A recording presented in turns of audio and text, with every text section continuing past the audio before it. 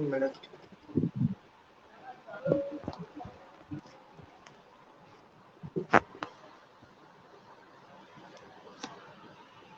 A very good evening to everyone. Today our topic of discussion is COVID-19.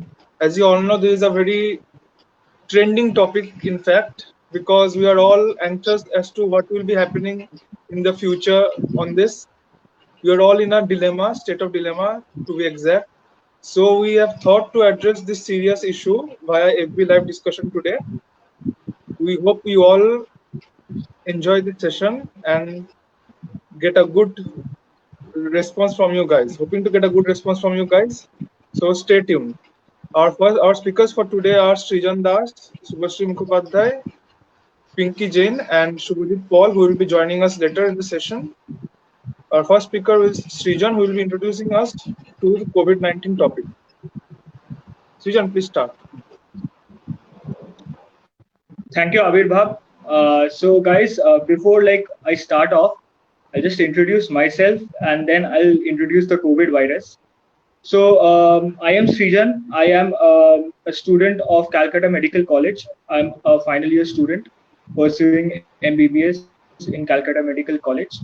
And I have been associated with the COVID-19 India.org website, the statistical website that we often do check for the recent updates of cases as a medical contributor. I have been also been a part of MIT COVID hackathon and also organized Decoding COVID International Hackathon on coronavirus disease.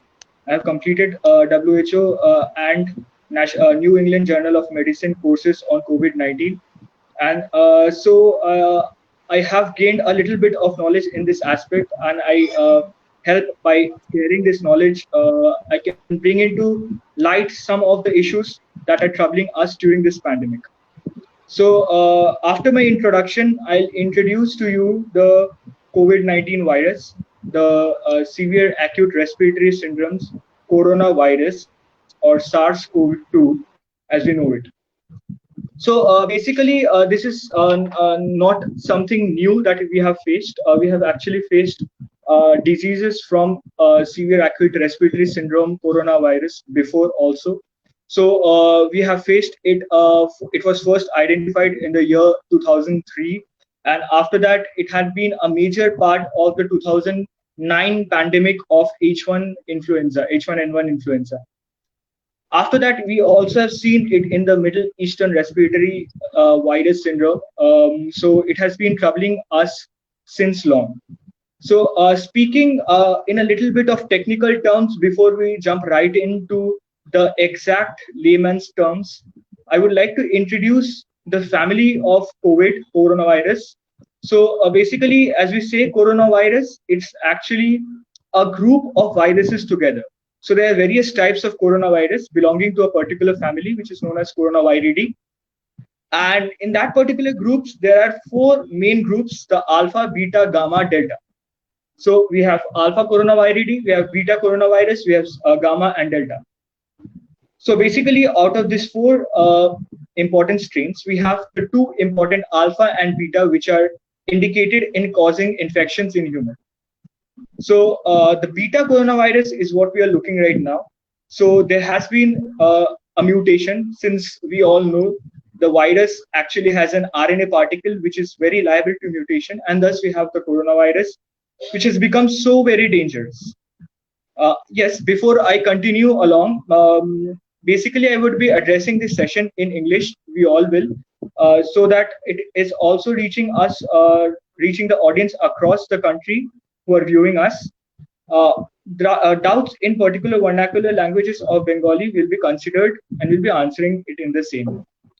So basically, as I was going through the coronavirus, introduction of the coronavirus, I provide, I won't jump into more technical details and bore you out. So basically, I'll shift to the timeline of coronavirus, of COVID-19. So December 31st, 2019 is when WHO was first reported by the People's Republic of China about a new infection which had been introduced in a market area, a busy market area of Wuhan in China. So this was back in 31st December 2019, and we were celebrating the New Year's Eve. We all hoped for something very healthy and prosperous new in this particular New Year. But unfortunately, the New Year brought along with it a severe pandemic. So on the January 30th, WHO declared COVID-19, which was earlier known as nCoV-2, as some global health emergency. And finally, on the 11th of March 2020, WHO gave the title of a global pandemic to this particular infection. So it had been long since we had declared something as a global pandemic. It was back in 2009 of the H1N1 influenza, and now it is the coronavirus COVID-19. And February 11 is the date in which we got the name COVID-19. COVID-19, as you might have known, stands for Coronavirus Infectious Disease 2019, because the first case was reported back in December 31st, 2019. So we have not attached a particular geographic tag to this particular virus, although we have previously done so in Middle Eastern respiratory syndromes, in New Delhi metalloprotein, and various other places we have given geographic locations. But in this case, due to some discrimination or some factors of political debates and discussions, we have avoided giving it a name of Chinese or a particular area located virus. So we have various coronavirus, and as I said, that it is nothing new. So as I introduced to you the particular virus, I would also introduce to you how it basically looks and how we visualize it in our labs. So see, the thing is that since it's an unknown enemy and we do not know what it looks like, we do not know how to fight it out as well. So the layman actually has a difficulty in believing what this coronavirus pandemic is.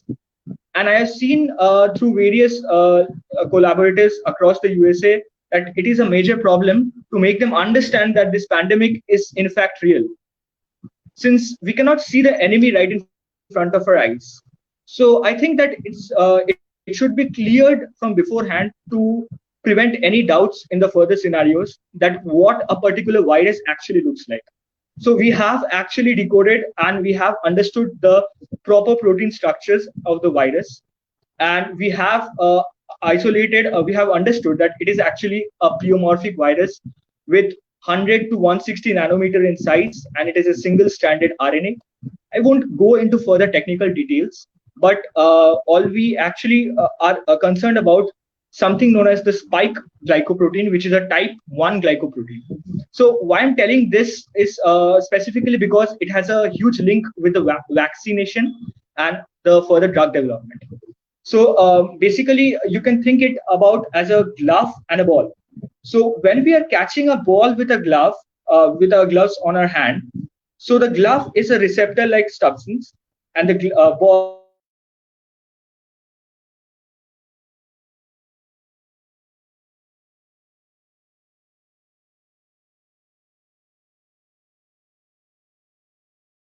in this case, and the glycoprotein and the particular part of the human body, the receptor, which is basically what we known as ACE2 receptor, has been called the S2 protein, S2 part, S2 subunit. So once the S1 and S2 comes into being, or when the ball hits the glove, the reaction goes along. So the virus is able to enter. So what we're trying to develop is that as soon as the S1 is detected in the body of a particular person, the immunoglobulins will be produced against it naturally. So what we're trying in vaccination status is basically we are trying to introduce something which will cause an immune reaction to prevent this binding. So you might be knowing a very commonly used and rather abused drug, which is hydroxychloroquine. I'll touch upon it a little bit later. But basically what hydroxychloroquine does is prevent the binding of this viral glycoprotein, which is known as S protein, to the ACE2 receptor. So we might have been like some people who actually suffer from hypertension might have been taking some ACE inhibitors for long. And in those cases, we must be sure that according to hypertension associations in America and the Western country, and also ICMR, it has been clarified to us that there is no relation between the therapy of ACE inhibitors and the infectivity of the virus. So first doubt which I need to clear out here is that there's no indications of stopping your blood pressure medications right now. So you can go on with it without any complication whatsoever. Next step is that I'll discuss some of the few drugs that we are using in the hospitals currently and why you should not be using them without the prescription of a RMP. So I'll also mention some of the complications out here. So when I said that the virus is binding to the ACE receptor, it's basically getting inside the human cell. So human cell is basically the those parts of the lung cells which are actually involved in the proper respiration. And once they get affected, we are unable to respire properly, and thus it causes various manifestations. The most common of them being ARDS or acute respiratory distress syndromes. So basically, what we have understood that the virus has a very common mechanism of duplicating inside the human cells, and we have known this phenomenon for longer. But as I said, to make people feel that this is genuine, I'll be addressing some of these issues. A little bit technical it might seem, but I will be addressing this so that we can be clear about what we are seeing and we are on the same page regarding this issue. So when the particular S protein is binding with the ACE receptor, what is preventing is basically hydroxychloroquine. So hydroxychloroquine is something that is being taken as a prophylaxis for only frontline workers. So the doctors who are working in the COVID clinics in the severe acute respiratory or SARI wards, as you might have known, are actually taking hydroxychloroquine as a prophylaxis only because of the fact that it is preventing the binding of the virus to the ACE receptor and thus preventing the further manifestations of the disease. So hydroxychloroquine has been taken as 400 mg twice daily, like morning and night doses. And this is actually the dosage which is recommended to people working in the front line. So we have seen many people who have been buying hydroxychloroquine without any practitioner's prescription. And what it leads to is basically majorly on two fronts. One is on the front of your vision and one is on your front of your heart. So hydroxychloroquine has been when it was been taught to us in pharmacology, we had been introduced to the adversities of the hydroxychloroquine, and specifically it is the QT elongation. So QT elongation is a part of the ECG, and when you're taking hydroxychloroquine without any indication for long periods of time, you might actually have certain arrhythmias and your heart might not perform properly. Also along with this is the eye, like you may develop retinal maculopathy. So maculopathy is one of the most common complications in chronic uses of hydroxychloroquine. And so it should be prevented in people who actually think that hydroxychloroquine adds to the immunity in some way. So immunity addition is very basic. You can actually take household remedies for that. You may have the minimum intake of vitamin C, which is very important for maintenance of immunity.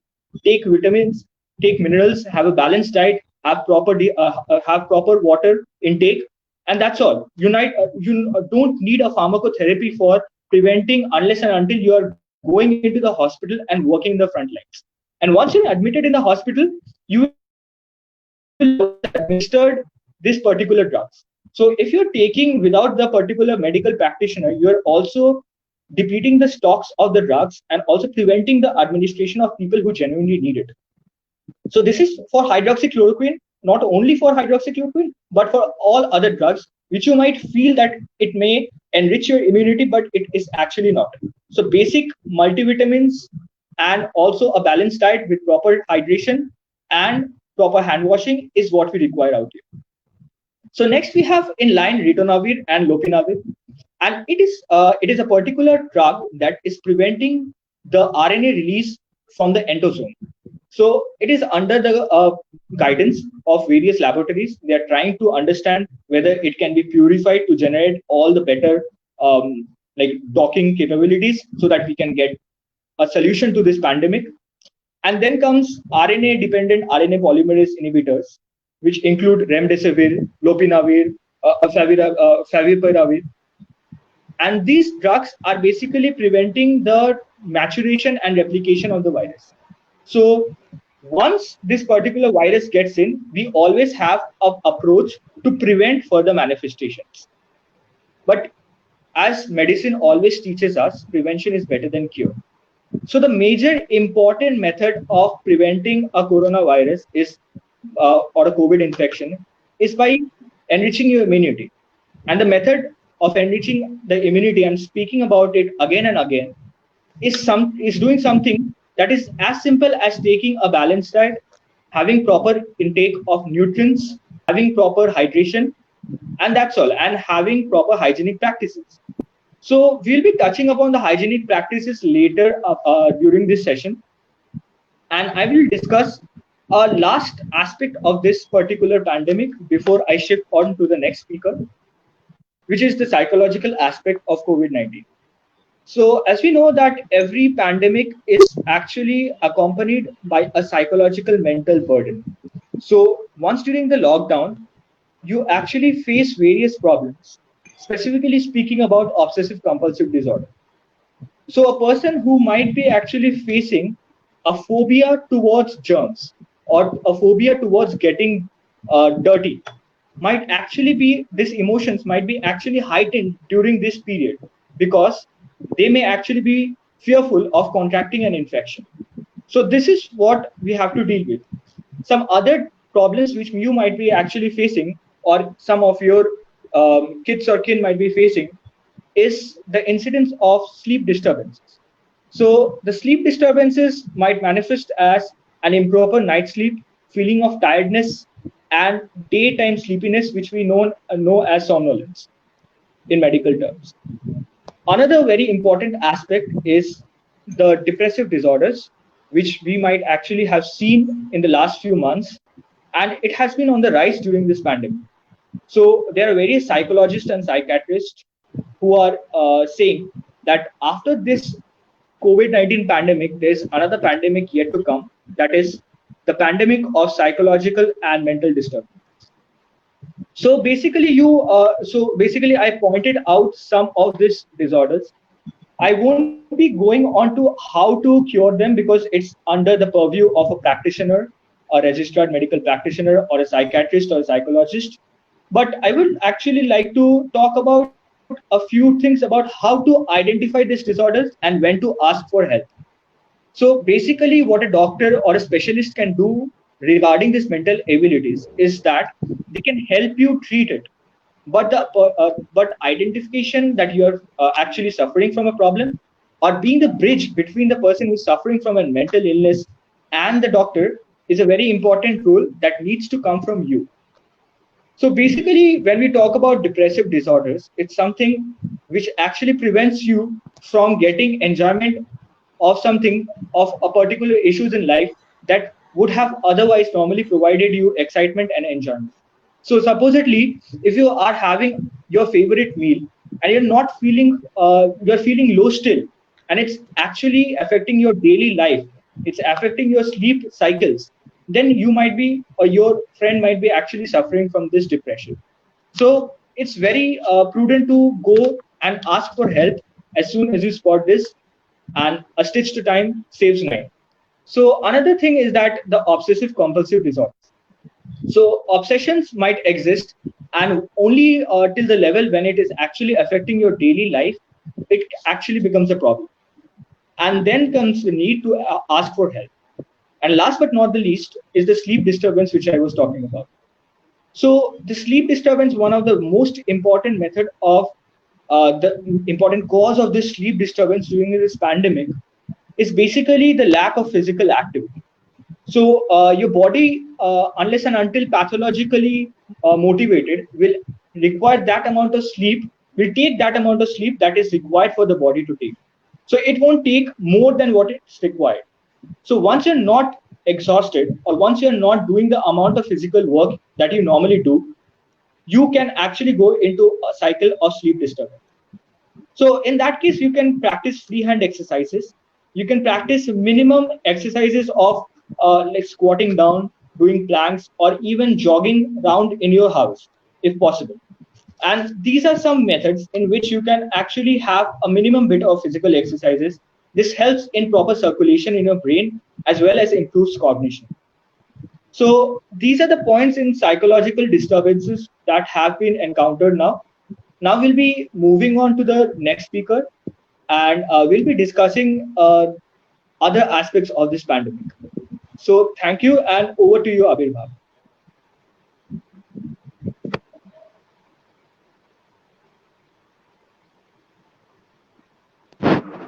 I guess you're muted, Abirbhav. Now, Pinky will be speaking on the next topic of COVID-19. Hello everyone, I'm Pinky Jain, a final year MBBS student from Murshidabad Medical College and Hospital. I'll be speaking about the symptoms of the COVID-19 ongoing pandemic. So, at the global level, the WHO, the World Health Organization, has already warned us about the COVID-19 pandemic, which is nowhere near an end. So the time has come to recap all the symptoms with the ongoing contracted coronavirus. So the main symptoms include continuous coughing, fever, with mild grade to going up to 106 degree Fahrenheit, which is two notch higher than the normal temperature of 98.6 degree Fahrenheit. And the third main symptom is excessive weakness and fatigue, the intensity of which depends upon the viral load, the load of the virus, of the coronavirus. So these symptoms are in very close proximity with the other flu infections. So it becomes very tricky to identify and to when to make a crucial call about contacting a doctor. So, if these main symptoms are accompanied by the following atypical symptoms, which I'll be saying just now, then that is definitely an indication for at least a COVID test. So, these atypical symptoms usually include loss of taste, loss of smell, uh, chills, muscle fatigue, muscle pain, the intensity of which can go till the extent that the patient does not is unable to undertake any physical activity. Breathlessness comes under severe condition, severe symptoms, and one very important and common atypical symptom that we are seeing right now, which is emerging as an important atypical symptom, is diarrhea. So, if diarrhea is accompanied by your main symptoms of fever, cough, and fatigue, then that is definitely a go for a COVID test and further investigations. So, coming to that, there is no definite timeline for the onset of symptoms. The symptoms can appear as early as 5 days with contracting the virus, and even earlier than that. And the WHO says that the latest onset appears by the 14 days of contracting the virus. A very important, a very confusing, a dilemma that the patients are facing right now is when to go to a hospital, because rushing to a hospital with mild symptoms is not suggested. Uh, Considering the current scenario, the increasing number of cases in India right now. But however, the given level of anxiety which the patients are facing, it is next to impossible to judge by your own self with when to consider it as mild and when does it fall under severe condition. So if you see the following serious symptoms in yourself or your loved ones, you should definitely go for a medical checkup, for a medical help right away. And these symptoms include breathlessness, trouble in breathing, your face may turn or your lips may turn blue due to lack of oxygen in your body. For that, even people are recommended to keep a oximeter, which measures the oxygen saturation of your body. The next includes persistent chest pain and chills and excessive drowsiness. You can also experience excessive drowsiness and confusion. So, if you're experiencing these symptoms along with fever, so these are the symptoms where you definitely go for a medical checkup. Thank you. And the further on, it will be conducted by Shubhoshri. So, yeah. Shubhoshri, take over. So today I'll be addressing some terms that we commonly come across in our day-to-day lives in this situation of COVID pandemic. First term that we come across very commonly is who are the asymptomatic cases. Asymptomatic cases means those who already have tested positive for corona, but they have not developed any symptoms of the virus as of now for at least 3 to 4 weeks. Then, who are the symptomatic cases? Then, coming to symptomatic cases, as Pinky has said just now, that the people who are experiencing cough, fever, then sore throat, and the loss of taste or smell sensation, along with some atypical features like diarrhea, and they have also tested positive for coronavirus, are said to be symptomatic cases. What is home isolation? Home isolation is very important because nowadays many people are kept at home and being treated as the hospitals are also getting filled up. Home isolation means that when you are kept in a separate room in your home, separate from elders and children mainly, and you have a caregiver at home who can give you some care. Also, when you are staying in home isolation, you should follow the sanitization procedure, and then you should also go for a mask. You should also take care of your mental health. You should relax properly and should have proper nutrition so that you can recover early. Who are the people who can be kept in home isolation? Everybody is not eligible to be kept in home isolation. So the criteria comes as those people who are asymptomatic cases and they are less than 60 years of age, they can be kept in home isolation. Moreover, they should also have a caregiver at home who can provide them with all food and necessary things. So then coming to people who cannot be kept in home isolation, these people are generally more than 60 years and they are having symptoms of coronavirus. So, and also they have no caregivers at home, or they have no facility to stay alone in the house because they are not having separate room or separate washroom. So home isolation also means you should also have a proper washroom in your house that is attached to your room so that you do not have to go out for your washroom or bathroom purposes. And those people who are having comorbid conditions like heart disease, diabetes, kidney disease, they cannot be kept in home isolation because they can very easily develop complications. Now comes when a person is kept in home isolation, when should he think and he be sure that he has to go to the hospital? The conditions that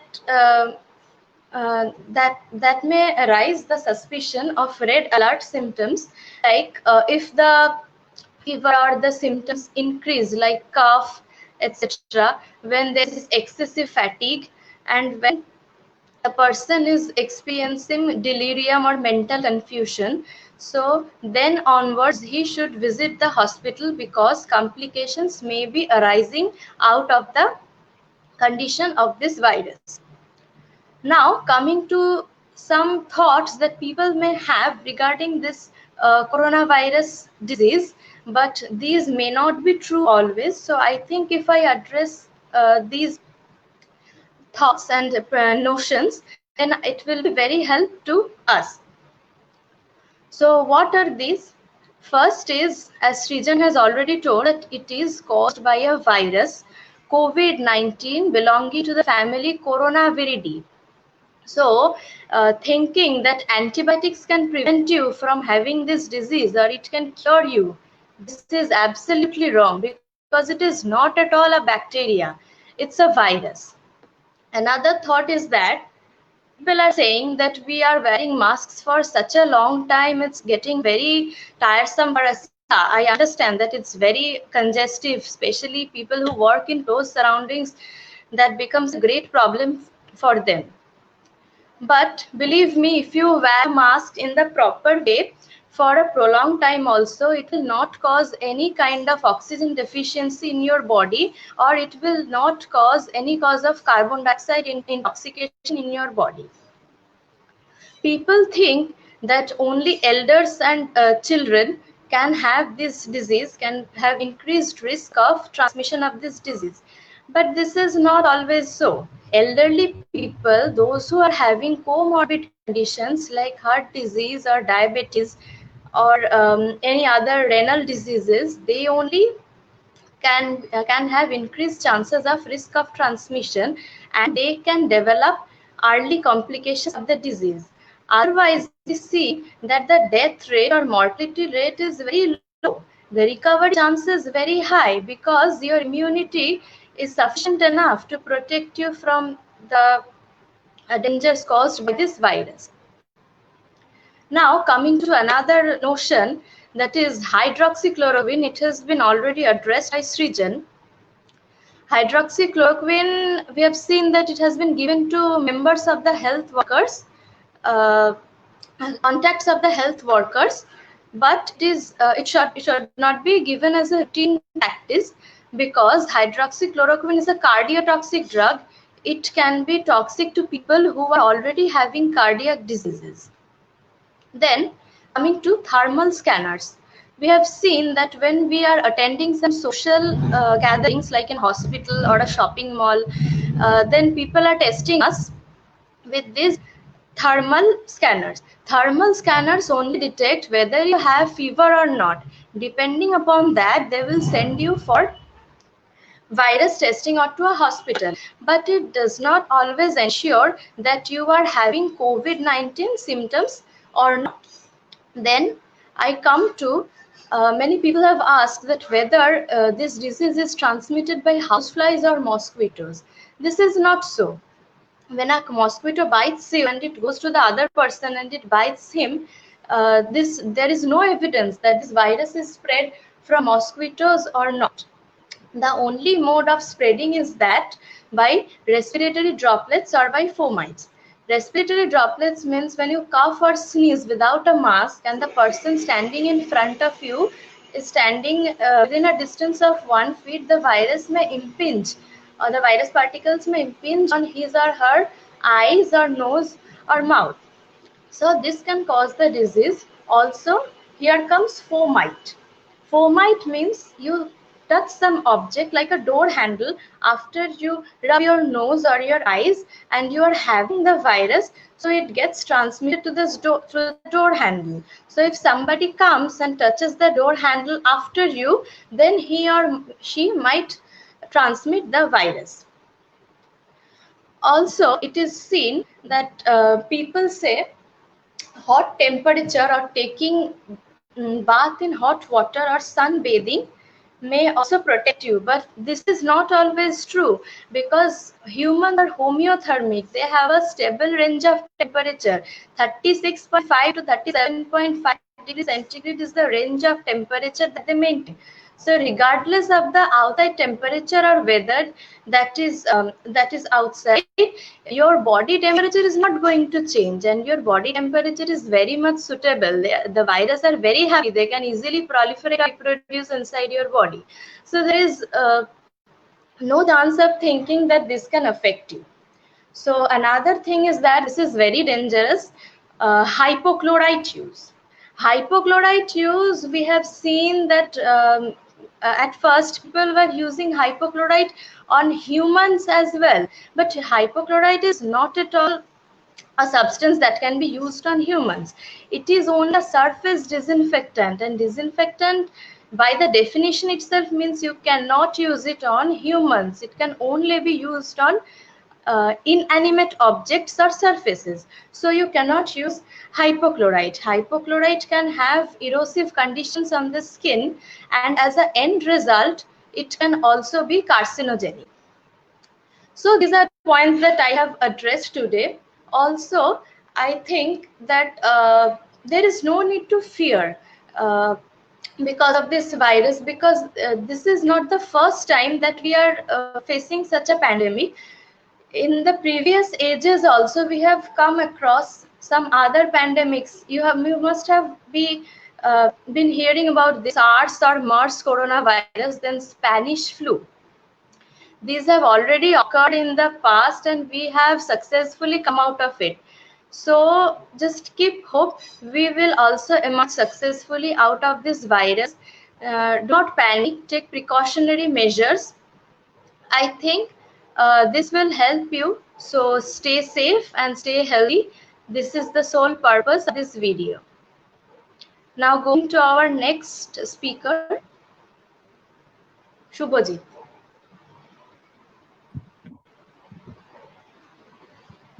Hello, my name is Shubhajit Pal. Um, from Medical College, Kolkata. I am a final year student.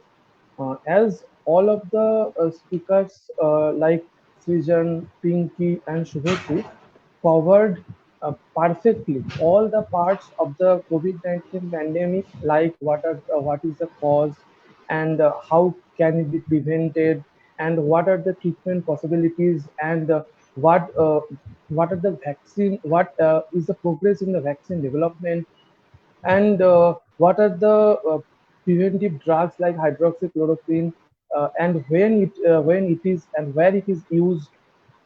So every aspects of this COVID-19 pandemic has been approached or has been discussed in this video till now. But what is remaining, and the thing that is still not told in this video, and I am going to tell you about that. And this is not related to the pandemic that is the virus is causing, then this is related to the situation that is present due to this COVID-19 pandemic. And what is that?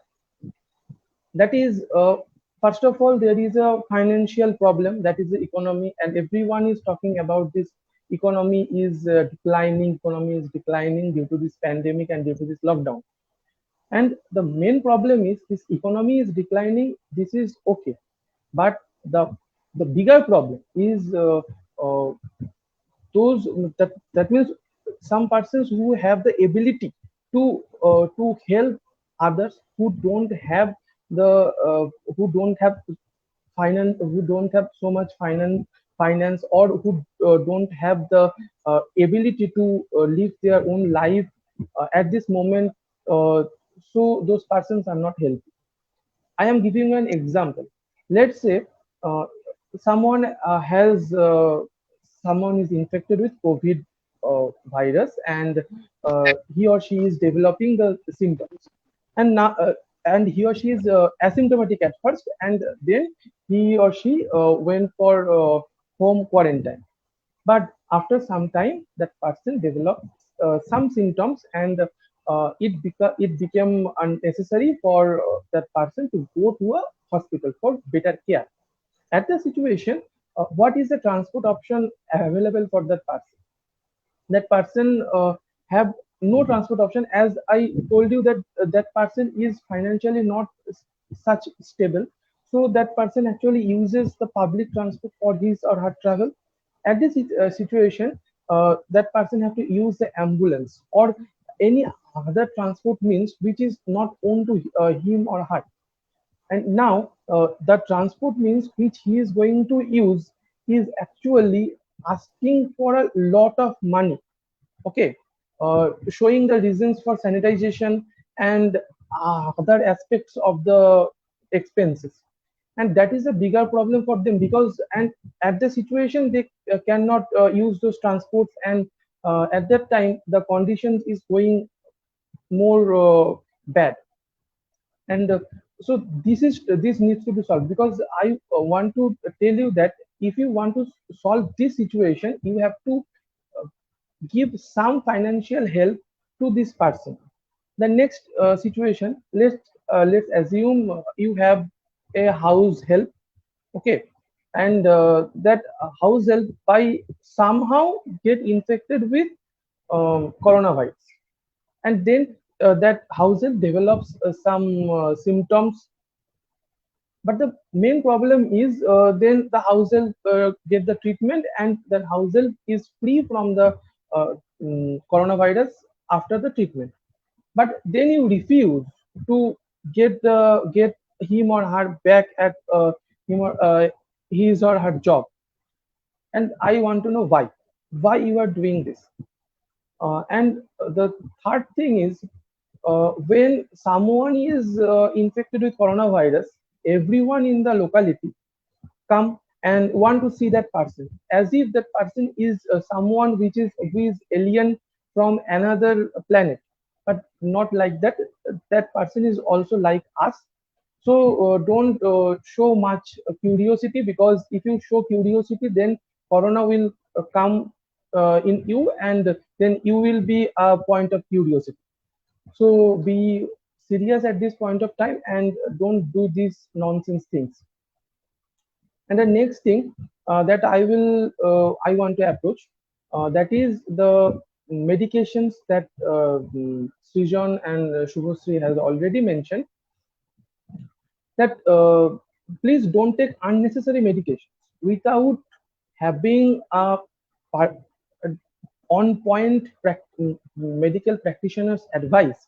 Don't take unnecessary medications that not only decrease your, not only affect your own health, but also decrease your chances of non have not having the problems with coronavirus. That medications may cause a problem in your body, that may increase of having the uh, complications of coronavirus infection. And the next thing that Srijan appropriately addressed in this video, that is the psychological problem. That is psychiatry mainly. So psychological problem, that is the mental health issues. One of the most important part for treating these mental health issues is accepting that you have a mental health issue. Otherwise, this mental health issue cannot be treated. So it is better for you to, first of all, if someone tell you about that you have some mental health issues, then first of all think about that. And then if someone wants to take you to a psychiatrist, don't think that you are a mad, or you are a pagol. Don't think like that. Just think that you have some health issues. Okay, don't think like that you have mental health or something. You have some health issues and you were ill. Think, first of all, admit it. First of all, accept it that you were ill. Otherwise it cannot be treated. And in this COVID situation, as all of us are inside home, so inside our house, so there is a lot of routine changes, because our routine, that is our personal daily routine that we follow, has been changed. So what is the problem? So we have to we actually we actually work physically less. Our physical work has been decreased, but our mental and the psychological work has been increased, as due to, thanks to the work from home system, that actually increases this psychological work, and also increases the stress of our life. And as the stress and psychological work in our life has increased, and at this time the financial issues also come, as many small industries has been shut down, and many workers are now has lost their job. So there is a big problem, and all these things may cause some mental health issues, like depression, like anxiety, and other disorders.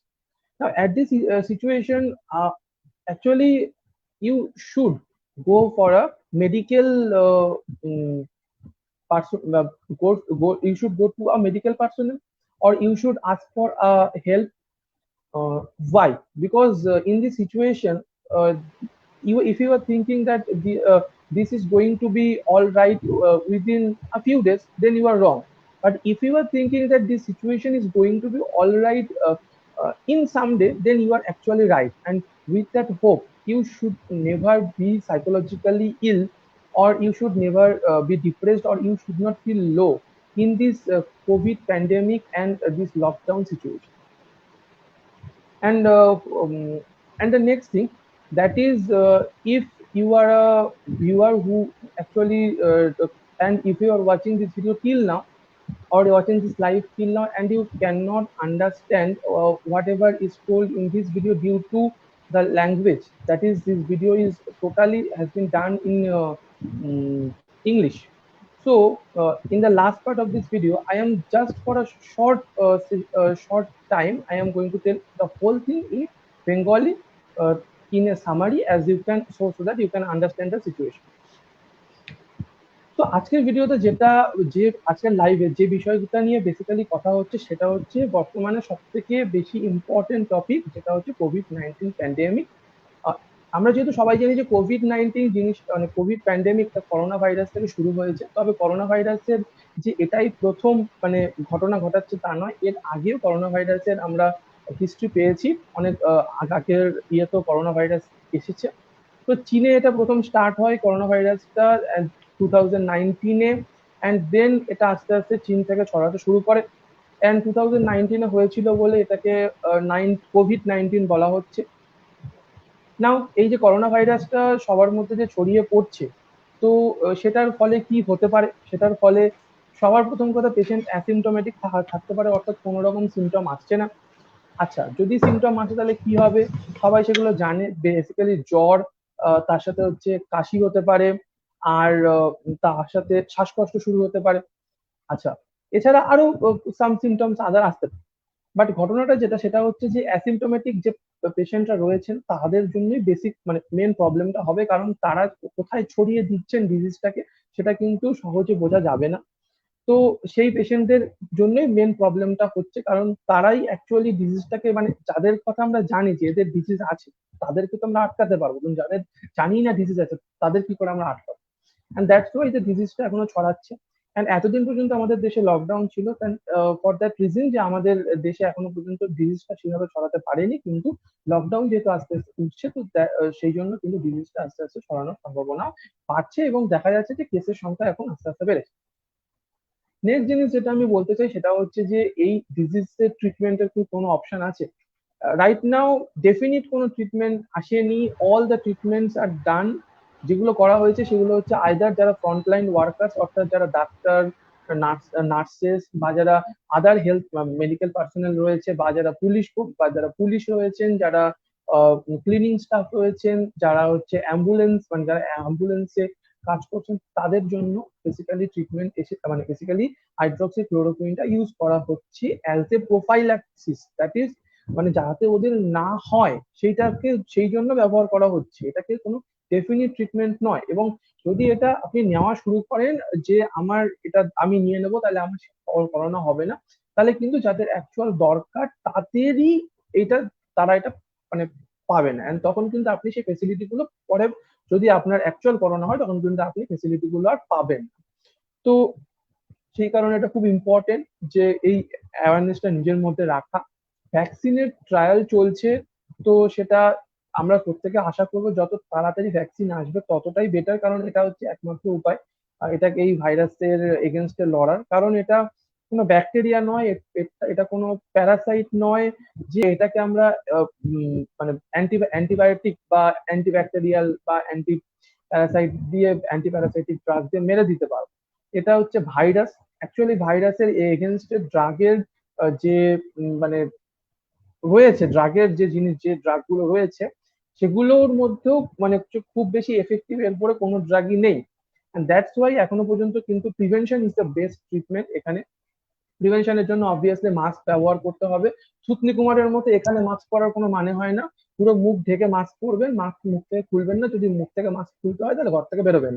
দেন হচ্ছে গিয়ে hand sanitiser use করাটা খুব important. তবে hand sanitiser use করার জন্য ঘরে বসে আছি, ঘর থেকে বাড়ি থেকে কেউই বেরোয়নি, অথচ দিনের মধ্যে 10 বার করে হাত ধুচ্ছি, এই জিনিসটা মনে হয় না কোনো প্রয়োজন আছে। তাহলে সেখানে যে হ্যান্ড স্যানিটাইজার আপনার স্টোরে রয়েছে সেটাও শেষ হয়ে যাচ্ছে, এবং যখন আপনি বাইরে যাচ্ছেন তখন আপনি হ্যান্ড স্যানিটাইজার আর ইউজ করতে পারছেন না। তো সেই জন্য এটা বুঝুন যে ঘরে থাকলে যদি বাড়ি থেকে কেউই না বেরোয় তাহলে কি করে একটা মানে আপনি কি জন্য হাতটা ধুচ্ছেন এটা বুঝতে হবে।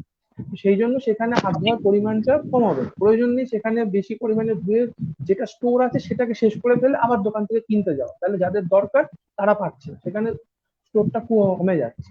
নেক্সট থিং হচ্ছে আমি যেটা বেসিক্যালি বলতে চাই, যারা অ্যাম্বুলেন্সের ওনার রয়েছেন বা যারা অ্যাম্বুলেন্সের চালক রয়েছে, তারা এই মুহূর্তে খুব ভালো করে বোকা মানুষদের একদম ভালো সুযোগ নিয়ে নিচ্ছেন, একদম ভালো সুযোগ নিয়ে নিচ্ছেন, এবং তারপরে অ্যাম্বুলেন্সের জন্য যেখানে 5,000 টাকা দরকার সেখানে 15,000 চেয়ে বসছেন। সেটা আমি ভালো করেই বুঝতে পারছি যে আপনাদের টাকা কামানোর যে সুযোগটা এখানে রয়েছে এটা আপনি ছাড়বেন না, কেউই ছাড়তে চায় না, আপনি বা কেন ছাড়বেন? বাট ফর গড সেক এই জায়গাটাতে অন্তত কম্প্রোমাইজ করুন, কারণ আজকে বাদে কাল যখন আপনার নিজের হবে তখন কিন্তু আপনাকে দেখার জন্য থাকবেন। তো দ্যাটস ওয়াই অন্তত এই জায়গাটাতে কম্প্রোমাইজটা করুন, যে টাকাটা ওরকম অদ্ভুতভাবে বেশি চাওয়ার কোনো মানে হয়। অ্যান্ড দ্য নেক্সট থিং যেটা আমি এখানে বলতে চাই সেটা হচ্ছে যে ঘরে বসে এখন প্রত্যেকের ফাইন্যান্সিয়াল ইস্যুস আসছে, কারণ তো সেই ফাইন্যান্সিয়াল ইস্যুস আসার কারণে আমরা কি করছি, আমরা ঘরে যারা আমাদের কাজ করে তাদেরকে ছাড়িয়ে দিচ্ছি। না, আমাদের ঘরে 500 টাকা বা 1,000 টাকা করে মাসে দিতে হয়, যাক দরকার নেই, সেটা কম দিতে হবে। তো ফার্স্ট অফ অল তার ঘর চলবে কি করে? আপনার উপর ডিপেন্ড করে তার ঘর চলছে, আপনি ছাড়িয়ে দিলেন, আপনার তো মাসে মাসে টাকা সরকার দিয়ে যাচ্ছে বা আপনি কোনোভাবে পেয়ে যাচ্ছেন, সেজন্য আপনি তাকে বাদ দিচ্ছেন যাতে আপনার এক্সপেন্সেসটা কমে, কিন্তু তার ঘর চলবে কি করে সেটা কি ভেবে দেখেছেন? আপনার তো চলে যাবে, তারটা চলবে কি করে? সেটা তো আপনাকে চিন্তা করতে হবে। নেক্সট হচ্ছে যে করোনা ভাইরাস যখন কেউ আক্রান্ত হচ্ছে তখন সে কোনো রকম ভাবে এলিয়ানে কনভার্ট হয়ে যাচ্ছে না, তো সেই জন্য তাকে দেখতে আসার প্রয়োজন নেই, যেটা আমি আগেও বললাম যে তাকে দেখতে আসার প্রয়োজন নেই, তাহলে কিন্তু আপনার শরীরেও করোনা ভাইরাস হতে পারে এবং আপনি তখন এলিয়ানে পরিণত হবেন বা আপনাকে দেখতে অনেক লোক যাবে। তো দ্যাটস ওয়াই করোনা ভাইরাসের জন্য যদি কেউ ইনফেক্টেড হয় তাহলে তাকে দয়া করে দেখতে এসে উদ্ধার করার কোনো প্রয়োজন নেই। নেক্সট থিং যেটা সেটা হচ্ছে যে বেসিক্যালি ধরা যাক একজনের করোনা হয়েছে, তো তার করোনা সেরে গেছে, এটাও তো সম্ভব, কারণ এটা তো আর এমন নয় যে করোনা সুস্থ হচ্ছে না, করোনা থেকে সুস্থ হওয়ার হারটাই বেশি।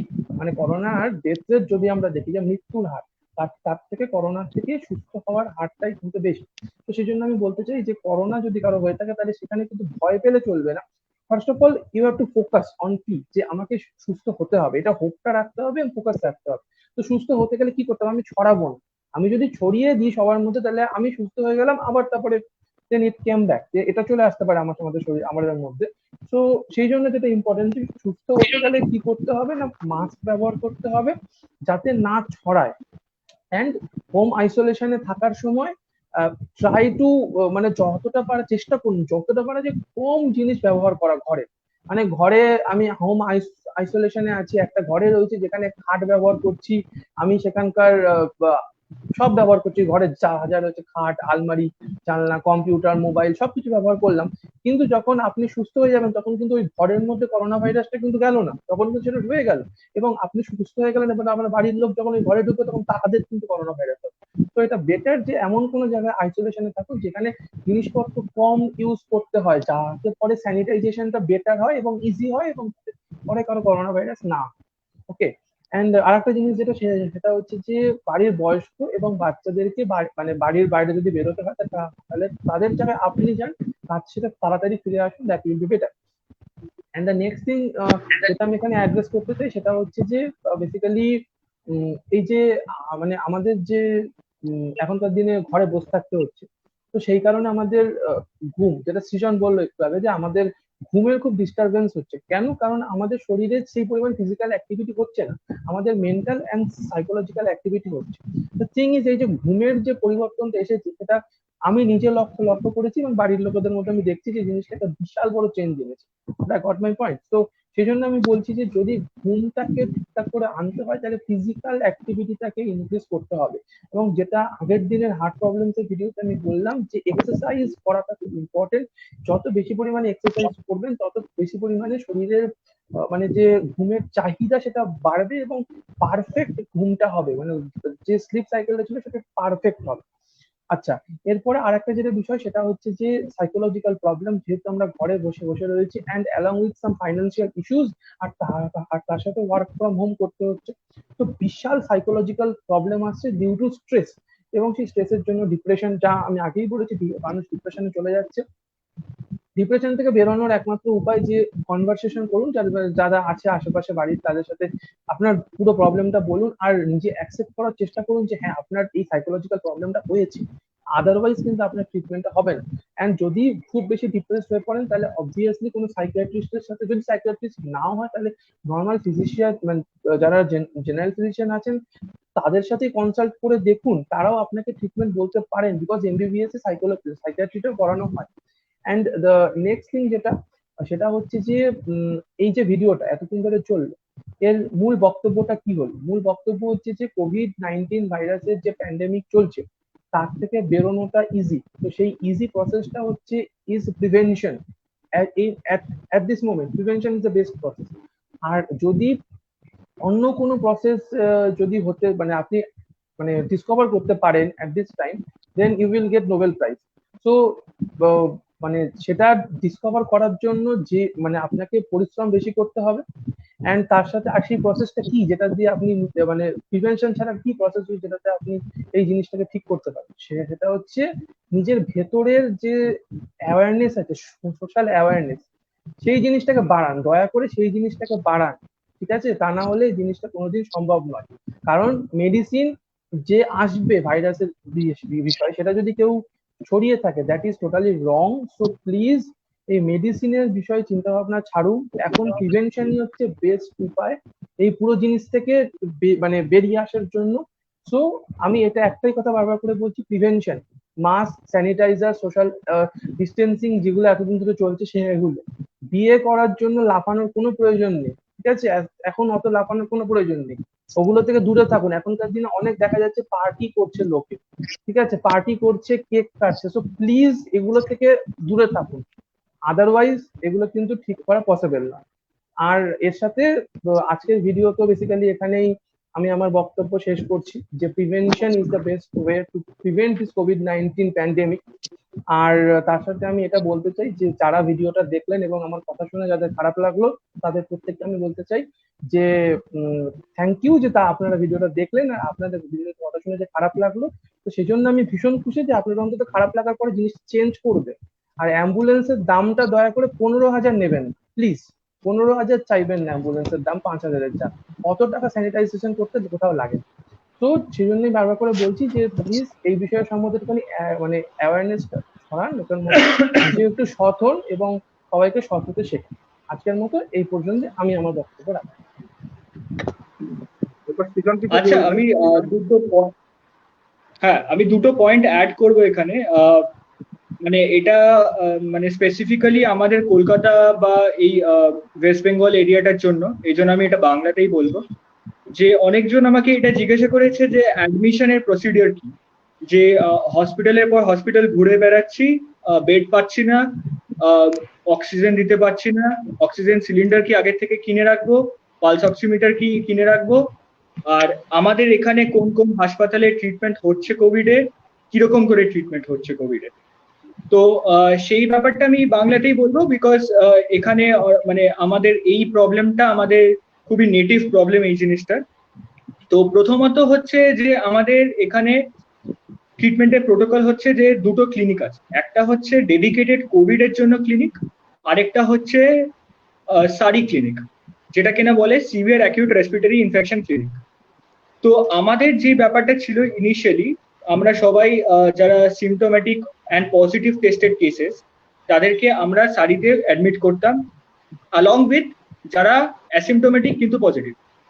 তারপরে ওদেরকে ইনিশিয়ালি সারিতে মানে একটা ইনস্টিটিউশনাল কোয়ারেন্টাইন করার পরে আমরা ওদের অপেক্ষা করতাম, আমরা টেস্ট করাতাম, আরো 2-3টে টেস্ট করানোর পরে ওরা যদি পজিটিভ হতো তাহলে আমরা কোভিড ক্লিনিকে নিয়ে যেতাম। এবার ব্যাপারটা হচ্ছে যে বাড়তে বাড়তে কোভিড ক্লিনিক তো ভর্তি হয়ে গেল এবং সারি ক্লিনিকও ভর্তি হয়ে গেল। তো এই জন্য ওয়েস্ট বেঙ্গল গভর্নমেন্ট আমাদের সাইটে একটা বেসিক চার্ট কত বেড অ্যাভেলেবেল আছে সেটা দেয়, কিন্তু সেটা আমাদের বলে যে কতগুলো bed available on a future basis, how many beds can be made available in the future. But exact value of beds জানা হওয়া উচিত আগে, বিফোর অ্যাপ্রোচিং আ পার্টিকুলার হসপিটাল। তো অনেকজন আছে যারা মানে বুঝতে পারছেন না যে প্রথমে টেস্ট কোথায় করাবেন আর করালে কোথায় ভর্তি হতে হবে। সো প্রথম কথা হচ্ছে যে যদি কোনো অ্যাসিমটোমেটিক কিন্তু মানে কোনো আশঙ্কাজনক কেস থাকে, তাহলে প্রথমত তাকে টেস্ট করাতে হবে অন্য বাইরে কোনো ইনস্টিটিউশনাল কোয়ারেন্টাইন না করে।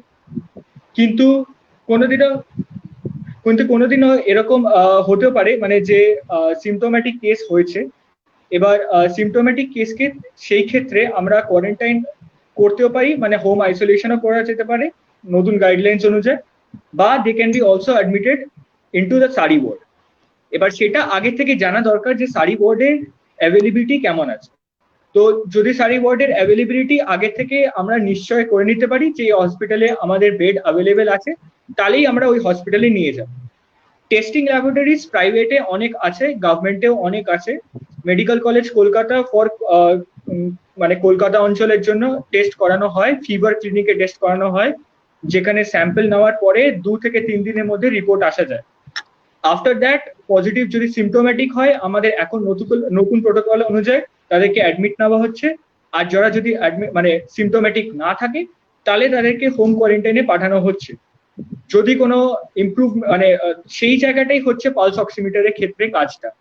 তো পালস অক্সিমিটার ব্যাপারটা হচ্ছে যখন একটা অ্যাসিমটোমেটিক কিন্তু পজিটিভ কেস আছে এবং সে ডেভেলপ করতে পারে ম্যানিফেস্টেশন ফিউচারে, তাদের ক্ষেত্রে আমরা স্যাচুরেশন অফ অক্সিজেনটা মাপতে থাকি।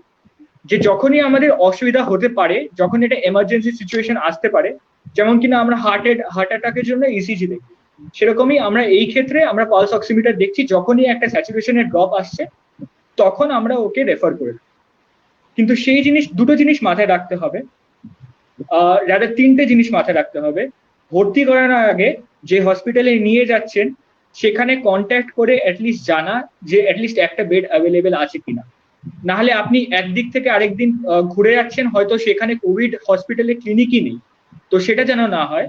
দ্বিতীয়ত এটা জানা উচিত যে পজিটিভ কেস হয়েছে কিনা, ঠিক আছে? মানে আগের যদি ইনিশিয়ালি টেস্ট না করানো থাকে তাহলে অনেক জায়গায় অ্যাডমিট নাও নিতে পারে। আর তৃতীয়ত অ্যাম্বুলেন্স যেখানে অক্সিজেন সিলিন্ডার আছে সেই জায়গাটা শিওর থাকতে হবে যে অ্যাম্বুলেন্স এমনই ডাকি যদি আমার রেসপিরেটরি কোনো কজে ট্রাভেল হচ্ছে, নিঃশ্বাস নিতে অসুবিধা হচ্ছে, তাহলে কিন্তু অ্যাম্বুলেন্সে অক্সিজেন সিলিন্ডার থাকাটা দরকার।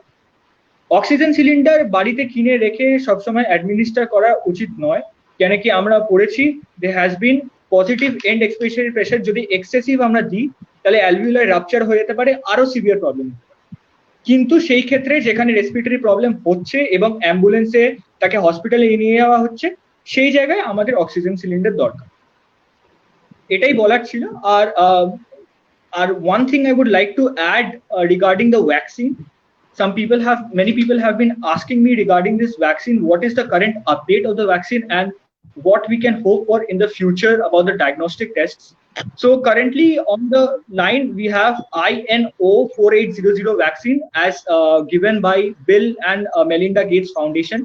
It is basically a intradermal vaccine and has been passing through the clinical trial. And the second vaccine is saponin-based vaccination, which enhances the antigenic like reaction, particularly in the sites of binding, so that it can prevent further infection. So so now we do not have any particular vaccine that has approached the market. Everything is under clinical trials, and still we need to have prevention, and no therapeutic outcome has like achieved yet.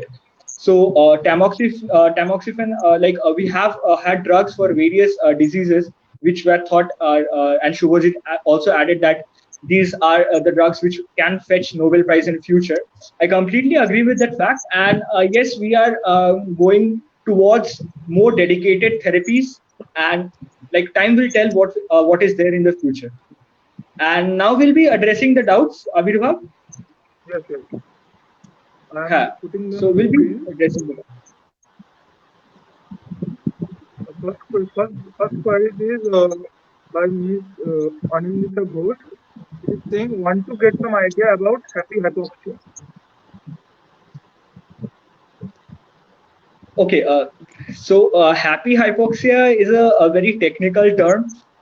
Basically, it's not a very layman's term, and it might be a little bit difficult to make you understand what is happy hypoxia.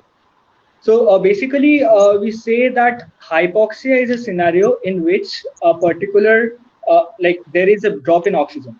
So as we know, like oxygen has been carried around in blood via hemoglobin. So the saturation of oxygen, what we call about, is the amount of hemoglobin that is saturated or bound with oxygen. So in certain cases, what happens is that due to some or the other issues, there might be a severe drop in the particular oxygen saturation, and there may be a sudden hypoxia. So this is very much prevalent not only during the COVID crisis, but also beyond it. Various other scenarios are also present where there has been noted a severe drop in oxygen saturation. Hypoxia has been coming up, but there has been no severe manifestations. So in that case, when you are checking the pulse oximeter and you see your pulse, your oxygen saturation drop to 50, and you become very cautious about it, some doctors might also try to intubate it. So technically, intubation is inserting a particular airway so that you can respire properly. But happy hypoxia is that situation of hypoxia that does not require intubation per se, but it's an hypoxia. So, there has been journal comparison regarding whether intubation is required in this case and how to differentiate in a case with a genuine requirement for intubation and happy hypoxia. So basically, we shift to interleukins and other cytokines for the assay, and then also like the tests available, the viral load test through PCR, and then we can actually prevent this particular part of intubating patients suffering from happy hypoxia who can even survive without hypoxia but have a very instantaneous drop in the oxygen saturation. So basically, it's a very technical term per se, but the major background behind it is that it is a concept that is emerging out to prevent the load on ventilator systems, which we have in a limited quantity in our hospital setups. But as per se, we usually have not been performing viral load assays or other specific gene assays as such. So we usually keep up intubating all this type of patients. So that's it for happy hypoxia, I guess. So in case there's still a doubt remaining, it goes into the technical sphere directly. So over to the next question, I guess. From Marina Bond, she's saying, she's asking, a current rumor that COVID-19 is a airborne virus. Is that true? Should I answer this question? Yes, go on, please. Okay. So basically, this is a very controversial, this has been a medical controversy per se. What do we understand by a airborne virus, and whether COVID-19 is an airborne virus? So basically, what we have discussed today is that it is fomite borne. It is also droplet borne. Basically, when we are wearing masks, it's not to protect against the particular virus entering directly, maybe, but also to protect against droplets entering. So when a person coughs or sneezes or even talks in front of you, there's always a chance that the droplets may end up in your mucosa and you might get the infection. So many people thought that this is the only route of transmission, the fomite-borne and the droplet-borne. But some people raise this doubt whether it is an airborne virus also. So the difference between, what difference does it make to a layman that if it's airborne or it's droplet-borne? So if a virus is droplet-borne, it means that it needs moisture to thrive. So it's a very common question, so common that আমরা যখন বাইরে খেলতে যাই বিকেল বেলায় and ভিজে যখন বাড়ি ফিরি, we might get a flu, we might get ill, but we don't get ill while taking a shower. Why is this? So the explanation that goes along with it is that viral coats are stabilized with the help of cold temperature. So in that case, some people say that droplet-borne, the virus is droplet-borne only because it's able to become stable in these particular droplets. So if it's airborne, then it will be stable even with the help without droplets. So it might be transmitted to a very higher level. So distances, and it can be transmitted by wind, air, and very other air conditions and various other aspects as well. So is it an airborne virus? We actually have considered and taken precautions like considering it as airborne virus, considering the worst case scenario. and that is why we are wearing PPEs in the hospital clinics. We are dressing ourselves in suits just because, like, in case it's airborne, we have the proper amount of protection. So what does it have in turn for layman people, like common people? It is that in case it's airborne, there is a plus reason for wearing a mask. In case it's a droplet borne, it's also a reason for wearing a mask. But in case it's an airborne, you have two more reasons to wear a mask, because it will survive even without moisture and it might transmit through various distances as well. So yeah, like technically telling, it might be like what I have studied through the journal entries is that it is an airborne virus per se, but even if it is not, it does not make much of a difference from a prevention level of perspective. I guess that answers the question. Over to our next question. I would like Shubhajit to answer this question. From Marina Gomes, she is asking, there are medicines to boost our immune system. Is that safe? Actually, there are a lot of medicines যেগুলো আছে এবং যেগুলো আমরা নিতে পারি, যেগুলো আমাদের immune সিস্টেমকে বুস্ট করে। বাট ঘটনা হচ্ছে ইমিউন সিস্টেমকে বুস্ট করাটা কি শুধুমাত্র কোভিড কে প্রিভেন্ট করার জন্য প্রয়োজন? That is my first question. যদি কেউ মনে করে যে কোভিড, মাউথপিসটা কাছে নে, মুখে শোনা যায়। তো ফার্স্ট অফ অল যেটা আমি অ্যাড্রেস করতে চাই, সেটা হচ্ছে যে এখানে বলা হচ্ছে যে মানে ইমিউন সিস্টেম বুস্টিং এর জন্য মেডিসিন। সো আমার ফার্স্ট প্রশ্ন হচ্ছে যে ইমিউন সিস্টেমকে বুস্ট করার জন্য মানে বুস্টিং সেটা কি শুধুমাত্র কোভিড এর জন্যই দরকার? That is my first question. যে কোভিড এর জন্য কি শুধু ইমিউন সিস্টেমকে বুস্ট রাখবো আমি? মানে আমাদের যে ইমিউন সিস্টেম রয়েছে সেটাকে মানে অন্যান্য যে মানে প্রবলেম আছে সেখানের জন্য কি ইমিউন সিস্টেমকে বুস্ট রাখতে হবে না? তো first of all immune system boosting এর জন্য দেয়ার আর লট মানে মেডিসিনস রয়েছে। তো মানে বেসিক্যালি ইমিউন সিস্টেম বুস্টিং প্রয়োজন হয় কখন? যখন আমাদের immune system is not able মানে এবং two combat with the situation or two combat with the organism that came to our body. এবার ঘটনা হচ্ছে যে ইমিউন সিস্টেম কখন মানে কমজোরি হয়ে পড়ে, মানে when the immune system is weak. তো there are lot of situations.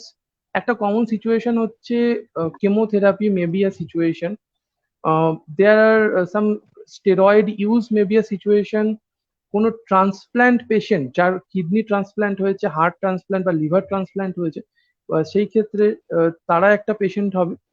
বা যদি কারো এইডস অর্থাৎ এইচআইভি ভাইরাসের এইচআইভি যদি ইনফেকশন হয় তখন তারাও কিন্তু মানে তাদের ইমিউন সিস্টেমটাও কিন্তু উইক হয়ে পড়ে। তো সেই উইক ইমিউন সিস্টেম যাদের রয়েছে তাদের ক্ষেত্রে ইমিউন সিস্টেম বুস্টিং ইজ মানে নিডেড। তো সেই ইমিউন সিস্টেম বুস্টিং এর জন্য দেয়ার আর লট অফ মেডিসিনস। অ্যাকচুয়ালি যারা ইমিউন সিস্টেমের যে মানে আমাদের দেহে ইমিউন সিস্টেম হচ্ছে একটা প্রতিরোধ ব্যবস্থা, সেই প্রতিরোধ ব্যবস্থার অনেক সৈনিক হচ্ছে আমাদের দেহের কোষ। সেই কোষের সংখ্যাকে বৃদ্ধি করে হচ্ছে immune system boosting medicine actually. তো এবার ঘটনা হচ্ছে যে এই জিনিসটা কি মানে সেফ হচ্ছে মানে আমি বলবো সেফ তখনই যদি এটা মানে ডাক্তার যদি সেটা প্রেসক্রাইব করে, মানে কোনো প্র্যাকটিশনার যদি এটাকে প্রেসক্রাইব করেন তখনই সেফ। কারণ কিছু ক্ষেত্রে ইমিউন সিস্টেম বুস্টিং আমাদের শরীরকে এফেক্ট করতে পারে, কারণ ইমিউনিটি বেশি হওয়ার কারণে কিন্তু আমাদের শরীরে অনেক রকম রোগ সৃষ্টি হয় যেগুলোকে সহজ কথা অ্যালার্জি বলা হয়। সো ইমিউন সিস্টেম বুস্ট করার আগে একটা জিনিস আমাদেরকে চিন্তা করতে হবে যে সেই ইমিউন সিস্টেম বুস্টিংটা কি আমাদের অ্যাকচুয়াল প্রয়োজন আছে, মানে যে সিচুয়েশন গুলোতে ইমিউনিটি কমে যাচ্ছে সেই সিচুয়েশন গুলো কি আমাদের হয়েছে। অ্যান্ড আর একটা জিনিস যেটা যে ইমিউন সিস্টেম বুস্টিং কাদের মানে ঠিক আছে আমি ধরে নিলাম যে একজনের ইমিউনিটি নর্মাল রয়েছে তাও সে ইমিউন সিস্টেম বুস্ট করাতে চায়, তো সেটা কাদের ক্ষেত্রে প্রয়োজন? মানে যারা মানে ফ্রন্টলাইন ওয়ার্কার্স এই কোভিড সিচুয়েশনে তাদের ক্ষেত্রেই অ্যাকচুয়ালি বেসিক্যালি এটা প্রয়োজন হতে পারে, যদি মানে বেসিক্যালি তাদের যদি ইমিউনিটি লো থাকে। তার কারণটা হচ্ছে যে যারা মানে বেসিক্যালি এখানে রয়েছে আর কি, যে মানে বাড়িতে রয়েছে বা কোয়ারেন্টাইনে রয়েছে, তাদের ক্ষেত্রে কিন্তু ইমিউনিটি বুস্ট আপ করে কি করবে তারা, মানে that is my main question, তারা কি করবে? যদি তাদের ইমিউনিটি লো না হয়ে থাকে তাহলে তাহলে ইমিউনিটি বুস্ট আপ করে কি করবে? মানে রাদার দেন প্রিভেনশন, যাতে ইনফেকশনটা না হয় সেটার প্রিভেনশনটা নেওয়াটা বেশি বেটার দেন ইমিউন বুস্টার মেডিকেশন গুলো নেওয়ার থেকে। অ্যান্ড ইমিউন বুস্টার মেডিকেশনের কমপ্লিকেশন আছে, অবভিয়াসলি আছে। সেফ নয় সেটা বলাটা ভুল, কারণ কিছু ক্ষেত্রে সেটা ইউজ করা হয় এবং সেখানে সেটা ওয়ান্ডারফুলি কাজ করে এবং সেটাকে অনেক সময় লাইফ লংও নিতে হয়। তো সেই দিক থেকে দেখতে গেলে এগুলো সেফ। অ্যান্ড বাট কোভিড এর সিচুয়েশনে এটা মানে প্রয়োজন আছে কি নেই, এই যে বিষয়টা, এটা হচ্ছে গিয়ে মানে সেখানে এটা প্রয়োজন আছে কি নেই সেটার বিষয় উঠলে সেটা ডিপেন্ড করবে কোথায় কাজ করছি তার উপরে, মেবি তার উপরে ডিপেন্ড করতে পারে। অ্যান্ড এটার সাথে আমি আর একটা জিনিস এখানে অ্যাড্রেস করতে চাই, মানে বলতে চাই বেসিক্যালি, যেটা আগে বেসিক্যালি মিস গেছিল। সেটা হচ্ছে যে এই যে কোভিড যে জিনিসটা, যেখানে আমরা অ্যাকচুয়ালি মানে একটু আগে সৃজন যেটা বললো যে এয়ার ব্রোন ব্যাপারটা যেটা একটু আগে উঠে এলো, তো সেটা আমি এখানে অ্যাকচুয়ালি এটা সৃজনকে মানে অ্যাকচুয়ালি কোশ্চেনটা আমার নিজেরও, যে আমি ওই জন্য এটা জিজ্ঞাসা করছি সৃজনকে, যে ও যদি অ্যান্সারটা দেয় তাহলে ভালো হয়। তো সেই কোশ্চেনটা হচ্ছে যে মানে আমি এখন বাড়িতে বসে রয়েছি, ওকে, অ্যান্ড বাড়িতে বসে মানে আমি বাড়ি থেকে বেরোচ্ছি না, অ্যাট দিস মোমেন্ট কি আমার ইনফেকশনটা হতে পারে? এটা মানে এই প্রবলেমটা আমার নিজের বাড়িতে এবং আমাদের আশেপাশের প্রত্যেকের বাড়িতে এই একই কনভারসেশন হচ্ছে এবং আমাকে প্রতিদিনই একটা জিনিস শুনতে হচ্ছে যে বাড়িতে থেকেই কোভিড হয়ে যেতে পারে, মানে বাইরে না গিয়ে। কেউ বাইরে যাচ্ছে না, একদিন মানে যদি কেউ বাড়ি থেকে বাইরে না যায় তাহলেও কি কোভিড হওয়া সম্ভব? এটা আমার প্রশ্ন।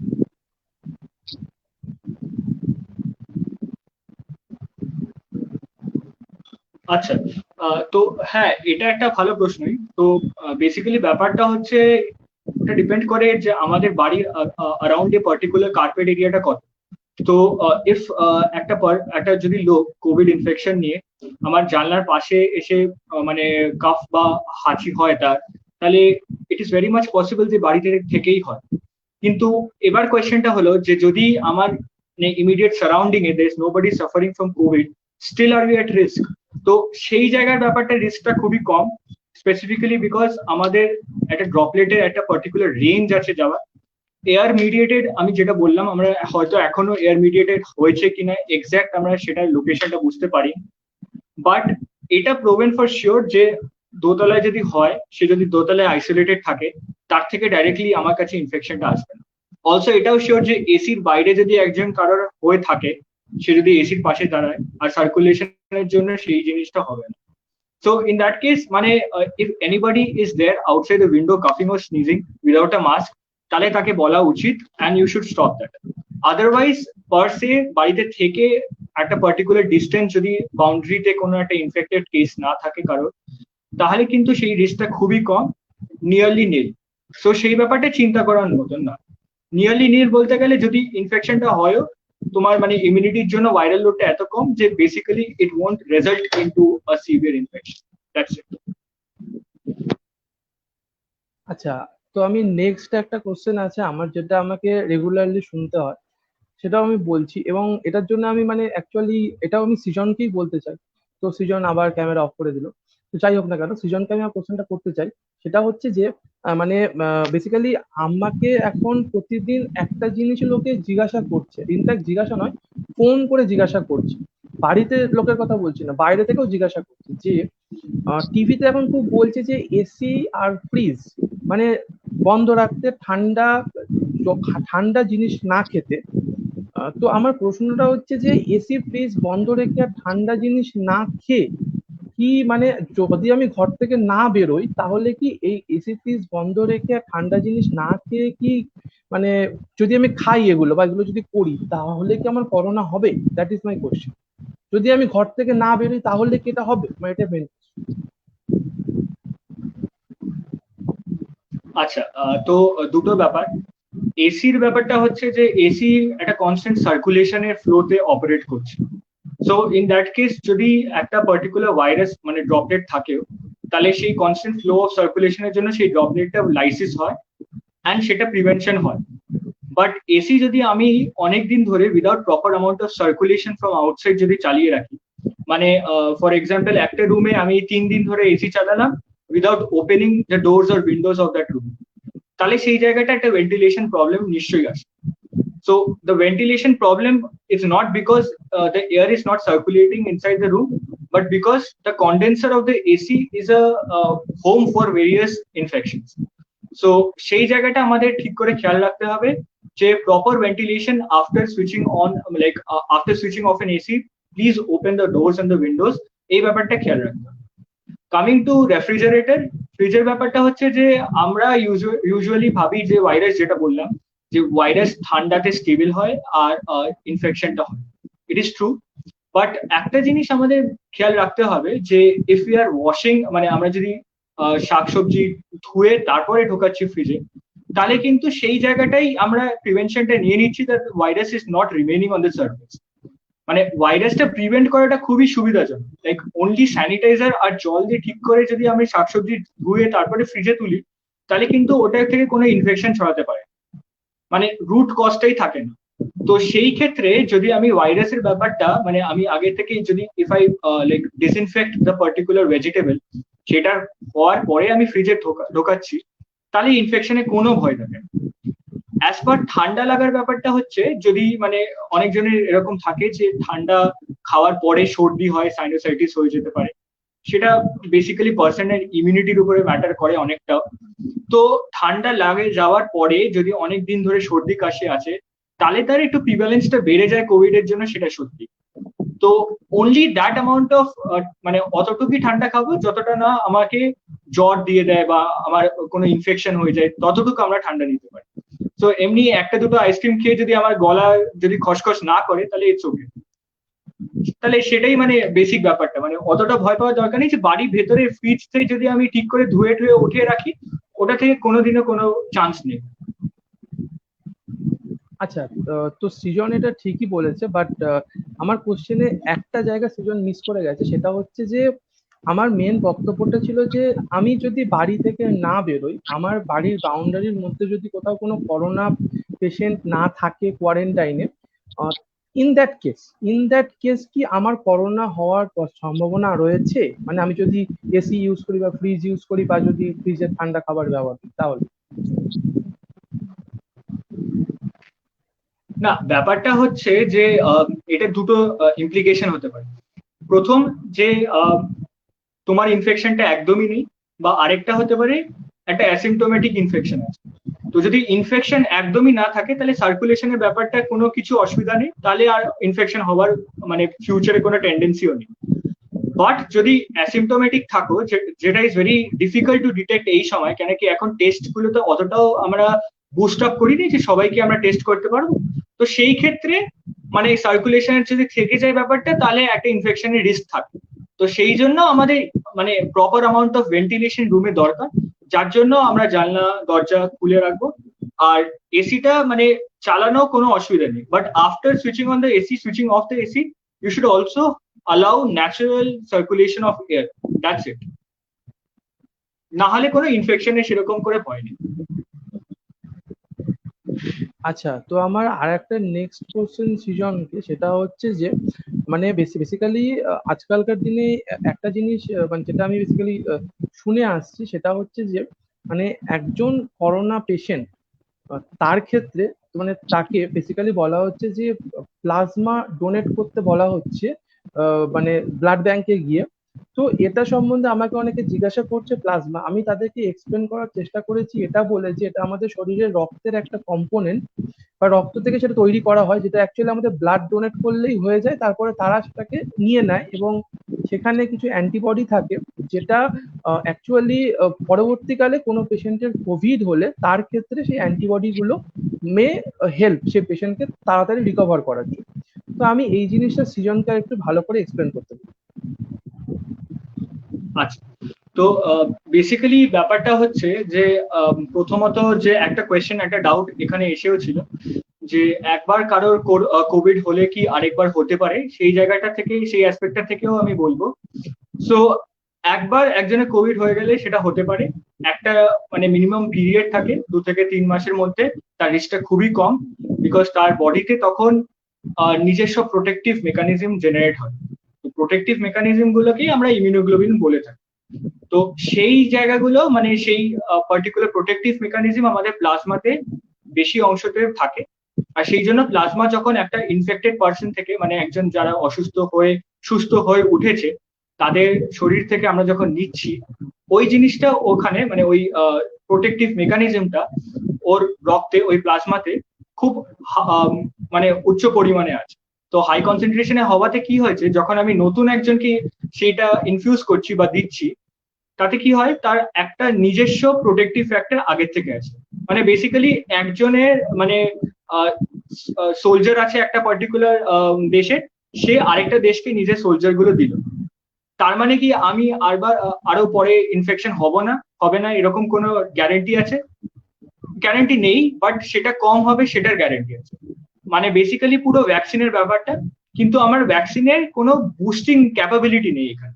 মানে আমরা এখানে কি করছি ডাইরেক্টলি প্রোটেক্টিভ মেকানিজম একজন নতুন জনের শরীরে দিয়ে দিচ্ছি, সেইটা দিয়ে আমি আরেকজনকে ওই ইনফেকশনটা থেকে হেল্প করছি যাতে ওটা বেশি বেড়ে না যায়, সেটাই আমাদের প্রাইমারি লক্ষ্য এখানে।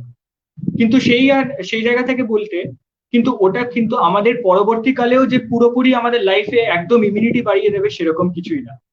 তো ইন্টারমিডিয়েট পিরিয়ডের জন্য ওটা আমাদের ইমিউন করে দেয়, সেটা সত্যি প্যাসিভ ইমিউনিটি মেকানিজম দিয়ে। তো আরেকটা কোয়েশ্চেন মনে এসেছিল যে এই ব্যাপারটাই যে আমাদের ইমিউনিটি কোশ্চেনস আছে ব্যাপারটা এই দেখ একটা কোশ্চেন আমি বলছি মানে এসছে। হ্যাঁ, do we need calcium supplements as most of the time we are indoor and lack sunlight? হ্যাঁ, মানে ব্যাপারটা হচ্ছে যে আমাদের calcium deficiency, India is a calcium deficient country. তো সেটা আমরা বুঝতে পারি বিকজ আমাদের ওপিডিতে orthopaedics OPD we find many patients with this calcium deficiency, particularly in some social and economical basis. And India on the whole is a calcium and hemoglobin deficient country. So do we need calcium supplement as most of the time we are indoor and lack sunlight is basically saying that you are providing the bricks but you're not providing the cement for building the particular house. So there is a particular requirement of sunlight to synthesize the active form of vitamin D. So calcium of course has a very important role in synthesizing and like activating the form of vitamin D and have like vitamin D to become active and form the bones and all. But we must understand that sunlight has its own role.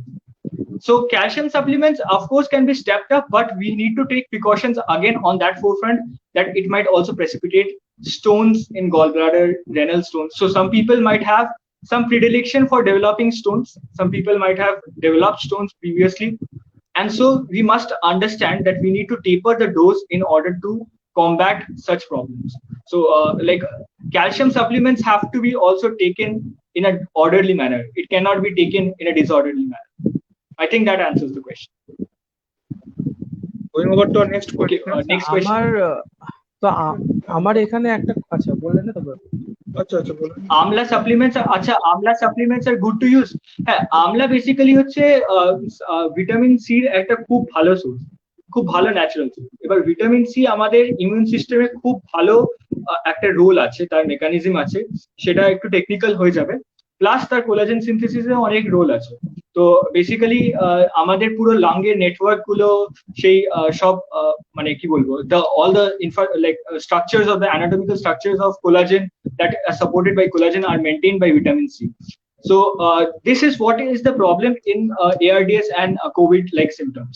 So amla is a very good immunity enhancer and can be taken, but again like everything is good when you take it in good amounts. So everything can turn into poison. Even drinking too much water can turn into poison. So amla is a very good supplement. It should be taken and not overtaken. Subhajit আবার বল। আচ্ছা, তো আমার next যে বিষয়টা সম্বন্ধে আমি সৃজনকে বলবো সেটা হচ্ছে একটুখানি মানে সোশ্যাল অ্যাসপেক্টের দিক থেকে, বা হয়তো এটা বেসিক্যালি যারা এখন এডুকেশনের সাথে যুক্ত রয়েছে তাদের দিক ক্ষেত্রে আমি বলবো ব্যাপারটা। তো এটা হচ্ছে বেসিক্যালি স্টুডেন্ট, যারা স্কুল স্টুডেন্ট বা কলেজ স্টুডেন্ট, তাদের ক্ষেত্রে মানে কোভিড এই মুহূর্তে কিভাবে তাদের লাইফটাকে এফেক্ট করছে, মানে তাদের লাইফটাতে কি কি তাদের এখন করা উচিত এই কোভিড সিচুয়েশনের সাথে কমব্যাট করার জন্য, বা এর পরে যখন তাদের একাডেমিক ঠিকঠাক ভাবে স্টার্ট হবে তখন তাদেরকে মানে সেই সময়টার সাথে কোপ আপ মানে করে নেওয়ার জন্য এখন তাদের কি করা উচিত, কি ভাবে চলা উচিত, সেটা সম্বন্ধে যদি সৃজন কিছু বলে।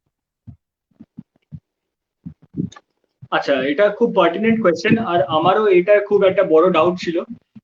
তো আমি লেটুদার গ্রুপটা খুব ফলো করি, আর লেটুদা খুব ভালো এই জায়গায় ইনসাইট দিয়েছে, এবং আমার মানে প্রফেসরসরা কলেজে তারাও এই ব্যাপারটা খুব ক্লিয়ার করে ধরে রেখেছে যে এক্স্যাক্টলি আমরা কি এক্সপেক্ট করতে পারি। সো আমাদের বলতে গেলে যে এডুকেশনাল কারিকুলাম পার সে কিন্তু পেছায়, তো সে এমবিবিএস বলি, সে ইউজিসি ড্রিভেন বলি, খুব একটা পেছনে। স্পেসিফিক্যালি মেডিকেলের অ্যাসপেক্টে যদি বলি, আমি মেডিকেলের যেটা বলতে পারছি এই ব্যাপারটা, আমাদের নতুন ইন্টার্ন ব্যাচ, আমাদের নতুন হাউস স্টাফ ব্যাচ বা আমাদের নতুন পোস্ট গ্রাজুয়েশন ব্যাচ ঢুকতে কিন্তু খুব একটা দেরি করে। তো সেটা শুধু আমাদের ওয়েস্ট বেঙ্গল বলে কথা না, অন্য অন্য ইনস্টিটিউশন পরীক্ষা নিয়ে নিয়েছে এরকম সময়, they have conducted it on online platforms, আর সবার অ্যাডমিশন হয়ে গেছে। সো এই ক্ষেত্রে আমরা এই জিনিসটা বুঝতে পারছি যে ইন্টার্নদের একটা particular amount of time duration আছে তাদের মানে তাদের সার্ভিস দেওয়ার, আফটার উইচ তারা নতুন ইন্টার্ন ব্যাচটা ফিল করবে। সো যদি শিফট হয়, যদি পুরো এডুকেশন কারিকুলাম শিফট হয়, তাহলে কিন্তু খুব একটা ড্রাস্টিক শিফট হবে, হয়তো 1 মাস কি 1.5 মাস এক্সপেক্ট করা যেতে পারে। বাট যেই জন্য ইন্টার্নসরা মানে পিজিরাও ঢুকে গেছে, and the hospital like management is properly working in sequence that it should have, সেই জন্য খুব একটা ড্রাস্টিক চেঞ্জ হবে না। তো বেসিক্যালি এই জন্যই আমাদের কলেজরা উঠে পড়ে লেগেছে, আমাদের অনলাইন ক্লাস হচ্ছে, এই ব্যাপারটা খুব ধরে তুলেছে। সো একটা minimum amount of time table set করে যতটা পড়া দরকার ততটা পড়া উচিত, not to become over stressed. মোবাইলে বেশিক্ষণ পড়ার জন্য একটা ব্লু ফিল্টার লাইট অন করে নেওয়া উচিত, অনেকজন মোবাইলেই থাকে সেটা, and that is very much effective. আমি নিজে ইউজ করেছি, সেটা খুব এফেক্টিভ। আদারওয়াইজ মানে the only method in coping up with the stress is that, মানে যেটা আমি ফলো করি হচ্ছে I regularly call up friends, মানে যারা অসুবিধায় পড়েছে, মানে আমি যদি কোনো অসুবিধায় পড়ি আমি একজনকে ফোন করে তাদের সঙ্গে 8 ঘন্টা কথা বলে নিই। আর একটা টাইম টেবিল আমরা একটা গ্রুপের জন্য বানিয়েছি, সেই টাইম টেবিলটা আমরা স্টিক করার চেষ্টা করি। তো এটা একটা জিনিস যে ইট ওয়ন্ট শিফট ভেরি ড্রাস্টিক্যালি, সেটা আমরা জেনে রাখতে পারি, and that is all. Next question. আচ্ছা, নেক্সট কোশ্চেন আমি একটা জিজ্ঞাসা করতে চাই, এটা একটা কন্ট্রোভার্সিয়াল কোশ্চেন। এটা মানে বেসিক্যালি মানে আমি কিছু ফেসবুক মিমসে দেখেছি জিনিসটা, বাট এটাকে কেন মিমস বানানো হচ্ছে আমি জানি না, বাট স্টিল আমি বলছি। সেটা হচ্ছে যে মানে একজন কোভিড পজিটিভ পেশেন্টের সাথে একজন কোভিড নেগেটিভ মানে নর্মাল ইন্ডিভিজুয়ালের সেক্সুয়াল অ্যাক্টিভিটি হলে কি সেখানে কোভিড ট্রান্সমিশনের চান্স রয়েছে, যদি মানে পারফেক্ট প্রোটেকশন নেওয়া হয় কোভিডটাকে আটকানোর জন্য, মানে mask and other sanitising staff যদি নেওয়া হয়, তাহলে সেক্সুয়াল অ্যাক্টিভিটি কি একজন কোভিড পজিটিভ পেশেন্ট থেকে কোভিড নেগেটিভ পেশেন্টের মধ্যে মানে কোভিড নেই এমন মানুষের মধ্যে কি ট্রান্সমিশন করতে পারে, সেটা যদি একটু। হ্যাঁ, বেসিক্যালি সো এই ব্যাপারটা খুবই সত্যি কথা যে it can actually spread. So the problem is that body secretions and proper physical contact is necessary, আর সেই ক্ষেত্রে সবকিছুই কোভিড স্প্রেড করতে পারে। So even after taking proper protection, it's not a sexually transmitted disease per se, because it's of course transmitted sexually through body secretions. But we must understand another aspect, that it is also droplet-borne infection. So droplet আর কাশিতে যেটা বা close physical contact এ যেটা spread করছে, so we need to take proper precautions on all fronts. So yes, the one-line answer to the question will be yes, it can spread. So we need to take proper precautions on all fronts, like protecting all mucosa. Next question. Next question আমি জিজ্ঞাসা করছি, সেটা হচ্ছে যে মানে মানে এখন মানে এই মানে বর্তমান সময়ে লোকে একটা জিনিস খুব বলছে, সেটা হচ্ছে যে মানে ডিফারেন্ট টাইপস অফ ফুডস, মানে যেমন মানে ধরা যাক চিকেন, মটন বা ফিশ বা এগ, এইগুলো থেকে করোনা ভাইরাসের স্প্রেড হচ্ছে। তো আমার প্রশ্নটা হচ্ছে যে যদি পুরো স্যানিটাইজেশন মেনটেন করে যদি কেউ এইগুলোকে সেল করে আর যদি এগুলো বাই করে, তাহলে কি সেখানে করোনা ভাইরাস স্প্রেডের কোনো চান্স থাকছে? সেটা জাস্ট মানে যদি ওই যে বিক্রি করছে তার করোনা ভাইরাস নেই, যে কিনছে তারও করোনা নেই, তাহলে কি করোনা স্প্রেডের চান্স আছে? আচ্ছা, মানে বেসিক্যালি অনেক মানে the source of transmission is not specifically from the person who is selling and person who is purchasing. তো এরকমও হতে পারে যে সেই এগটা মানে পার্টিকুলার মিটটা is transported from a area which is infected and and the question arises তাহলে কি ইনফেকশন হবে কিনা। তো সেটার একটা পার্টিকুলার আনসার আছে যে মোর দেন 56 ডিগ্রি সেলসিয়াসে আমরা দেখি যে virus are being killed at the rate of 10⁴ every 15 minutes. So basically, if we cook at normal, মানে আমরা যেরকম ইন্ডিয়ান টেম্পারেচারে কুক করি, so we have properly cooked diet. So in that case, unless and until somebody with COVID infection খাবারের উপরে এসে sneeze করে বা কেশে দেয়, না হলে কিন্তু ইনফেকশন ছড়াবে না। মানে যদি প্রপারলি কুক করি তাহলে ইনফেকশন ছড়ানোর কোনোই চান্স নেই। আচ্ছা, আর আমার ফাইনাল কোশ্চেন আজকের মতো, সেটা হচ্ছে যে বেসিক্যালি মানে যেটা এখন এই মুহূর্তে আমাদের যে কোভিড রিলেটেড যে সিচুয়েশন রয়েছে, সেখানে বেসিক্যালি কিছু জিনিস আসছে যেটা আসার কথা নয়। কিছু জিনিস আসছে মানে আমি কি বলতে চাইছি, কিছু মেডিসিনস বা কিছু মানে ঘটনা বা কিছু বলবো মানে কিছু হয়তো সেটা হতে পারে কোনো মানে পুজো বা কোনো রকম মানে একটা অ্যাপ্রোচ, যেটা দিয়ে বলা হচ্ছে যে এটা করলেই সেরে যাবে, এবং অধিকাংশ মানুষ সেটাকে বিশ্বাস করছে অন্ধভাবে। অ্যান্ড সেটা করতে গিয়ে দেখা যাচ্ছে যে গ্যাদারিংটা বেশি হচ্ছে, অ্যান্ড সেই গ্যাদারিং এর কারণে এগেন করোনা ভাইরাসের পরিমাণটা বাড়ছে। আর সেই মেডিসিন যেগুলো তৈরি করা হয়েছে সেগুলো ইউজ করার ফলে বেসিক্যালি মানুষের মেন্টাল মানে মানুষের যে ফিজিক্যাল হেলথ সেটা আরো মানে কমে যাচ্ছে, আরো খারাপ হচ্ছে। তো সেই ক্ষেত্রে মানে কিভাবে এই জিনিসটাকে সরিয়ে রেখে কিভাবে কোভিড এর অ্যাকচুয়াল যে ট্রিটমেন্ট প্রিভেনশন সেটার দিকে যাওয়া যায়, সেটা সম্বন্ধে যদি কিছু বলিস। তো বেসিক্যালি প্রথম কথাটা হচ্ছে যে কোভিড এর জন্য এখন কোনো স্পেসিফিক থেরাপি নেই। আমরা শুধু সিমটোম্যাটিক ম্যানেজমেন্ট করি, মানে যেই পার্টিকুলার সিমটমটা আমরা দেখতে পাচ্ছি, জ্বর হলে জ্বরের ওষুধ, শ্বাসকষ্ট হলে ইনটিউবেশন যদি দরকার পড়ে ইনটিউবেশন ধরবো, যদি অন্য ক্ষেত্রে কোনো ইন্টারলিউকিনে হঠাৎ করে বেড়ে যায় তাহলে আমরা সেরকম ড্রাগ দেবো, আর সেরকম করে ইমিউনোসাপ্রেশন যেই জায়গায় যেটাই মানে আমাদের দেখছি সেরকম। তো সেই ক্ষেত্রে এটা আগে থেকে জেনে রাখো, মানে রাখা দরকার সবার, যে এখন পর্যন্ত কোনো COVID-19 এর ট্রিটমেন্ট বা থেরাপি এখন পর্যন্ত এস্টাবলিশড আন্ডার প্রপার মেডিকেল ফার্মাকোভিজিলেন্স হয়নি। তো এখন পর্যন্ত যদি কেউ ক্লেম করে যে আমার এই পার্টিকুলার ওষুধ বা এই জিনিসটা বা এই পোর্শনটা পুরোপুরি কিওর করে দেবে COVID-19 বা কিওর করার পোটেনশিয়াল থাকে, সে ব্যাপারটা রং। এবার যদি সে বলে আমার এই ওষুধটা ইমিউনিটি বাড়াতে পারে কি বাড়াতে পারে না, সেটার জন্য আমাদের দুটো জিনিস দেখতে হবে। ওটা কি ওই জিনিসটা কি FSSAI মানে মানে আমাদের যে ফুড সিকিউরিটি যে গভর্নেন্সটা, সে কি ওটাকে জাস্টিফাই করেছে কিনা। আর ওই ড্রাগটা যদি থাকে, একটা ড্রাগ যদি ওষুধের ব্যাপারে হয় তাহলে সেটা FDA approved for that, FDA বা আমাদের ICMR approved for that particular condition হ্যাঁ কিনা। তো ওই দুটো জিনিসের বাইরে আমাদের কিছু নেওয়া উচিত না।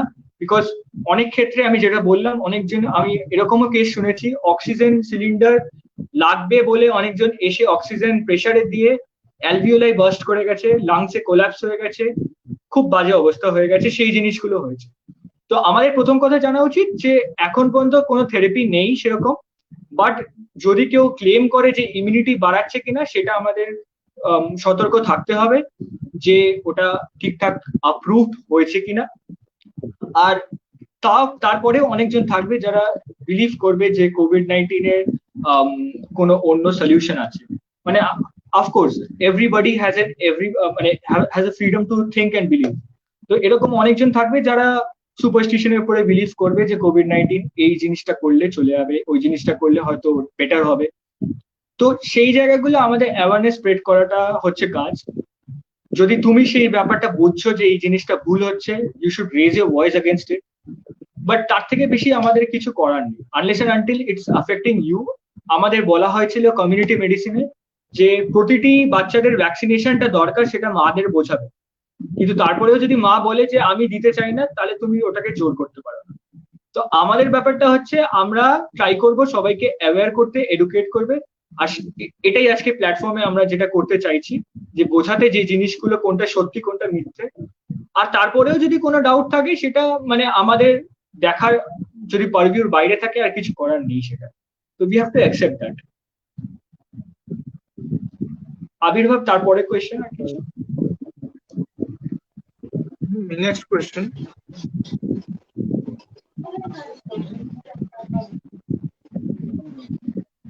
What are the precautions for asymptomatic corona patients? So the precautions basically are on various fronts.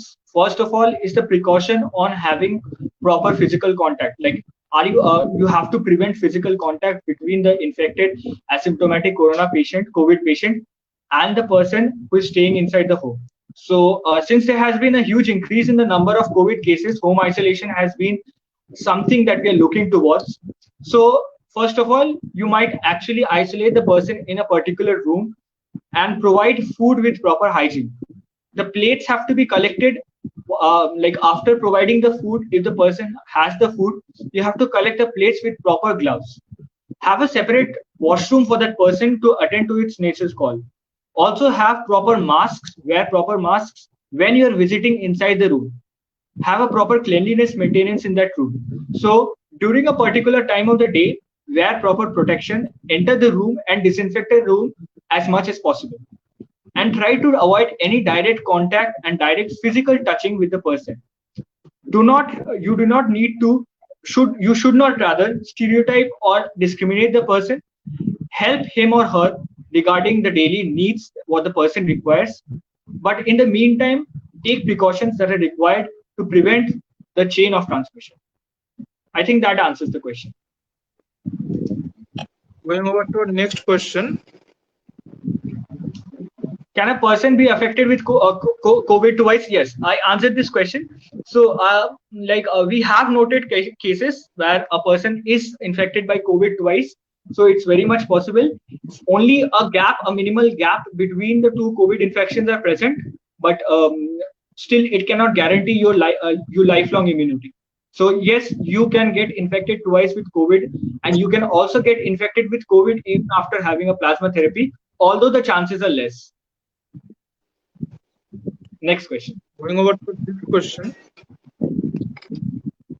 One of my aunt tested positive for COVID positive. She quarantined herself into home and underwent homeopathic medication. Now she's perfectly fine, but a bit weak. So homeopathic treatment is helping in COVID patients, right?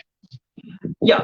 So this is a very positive, this is a very important question that needs to be addressed about whether we can trust in homeopathy or not. So the first thing we need to understand that every particular therapy has the chance of getting a positive outcome or a negative outcome.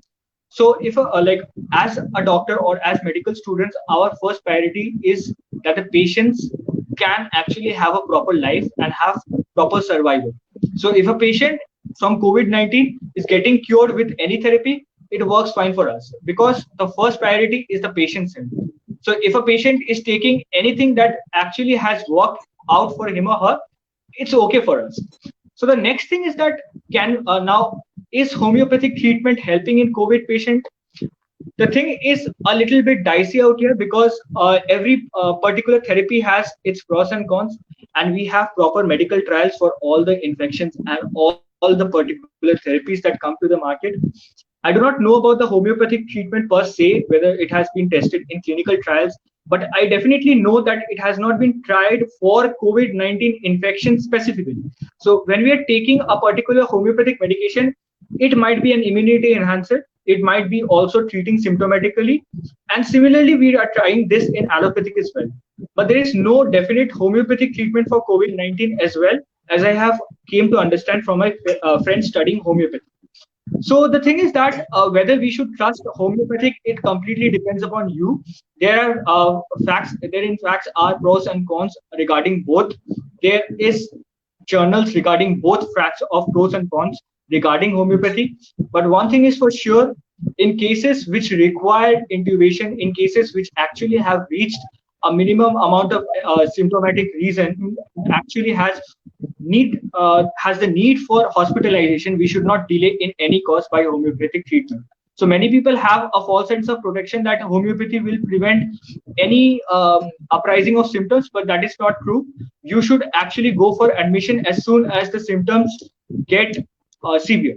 Another thing is regarding the homeopathic aspect, which I would like to state here, is that homeopathy, like many people actually have COVID-19 without any particular therapy, have also eliminated successfully COVID-19 viruses out of the body.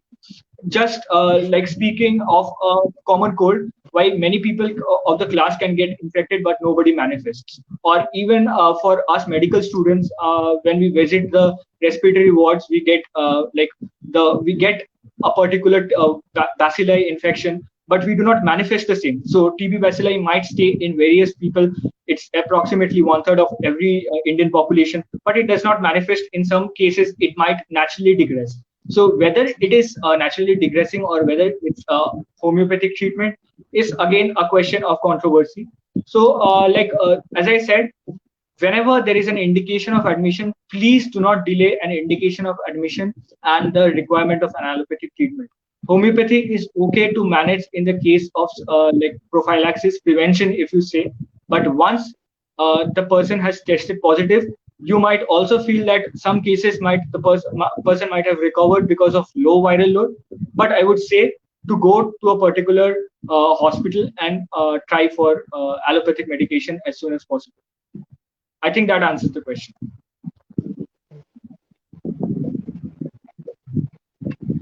Yeah, can COVID spread to food? Yeah, I answered this again. I'm answering it. So when you cook food properly, when you actually go above the temperature of 75 degrees Celsius, when you cook it on a proper flame, you actually are prevented of the spread through food. But yes, it can spread to food in case you are not washing your fruits and vegetables properly and consuming it without cooking properly. Also, as I mentioned, that if you do not cover your food properly and there is droplet which precipitates or settles down on your food, then there is a chance of infection. Next question. Is there any chance of antibody-mediated enhancement for COVID-19 cases like dengue? Yeah, basically, we see that there is a very high chances that in case of a person suffering from dengue from one state can get an infection. When the person gets reinfected, the person might actually have more severe complication rather than developing immunity for that particular virus. So regarding COVID-19, we have not yet seen or documented any antibody-mediated enhancement per se, which means that once you get COVID-19, the second episode of COVID-19 on you, if you're a patient, if you have been a patient previously, will be more severe, has not been proven or documented till now. So as far as journals are concerned, all we have got as information is basically that we are protected for a particular time period after developing COVID-19 infection, and there is no chance of antibody-mediated enhancement. But we are always on the lookout for antibody-mediated enhancement, and as soon as we see that, we will have to change or modulate our vaccines accordingly. Over to the next question. What do you think about the role of near infrared in ARDS by biomodulation? So basically, we have photobiomodulation, which prevents DNA damage in specifically fragmentation of particular nucleus of epithelial cells and prevents acute lung injury.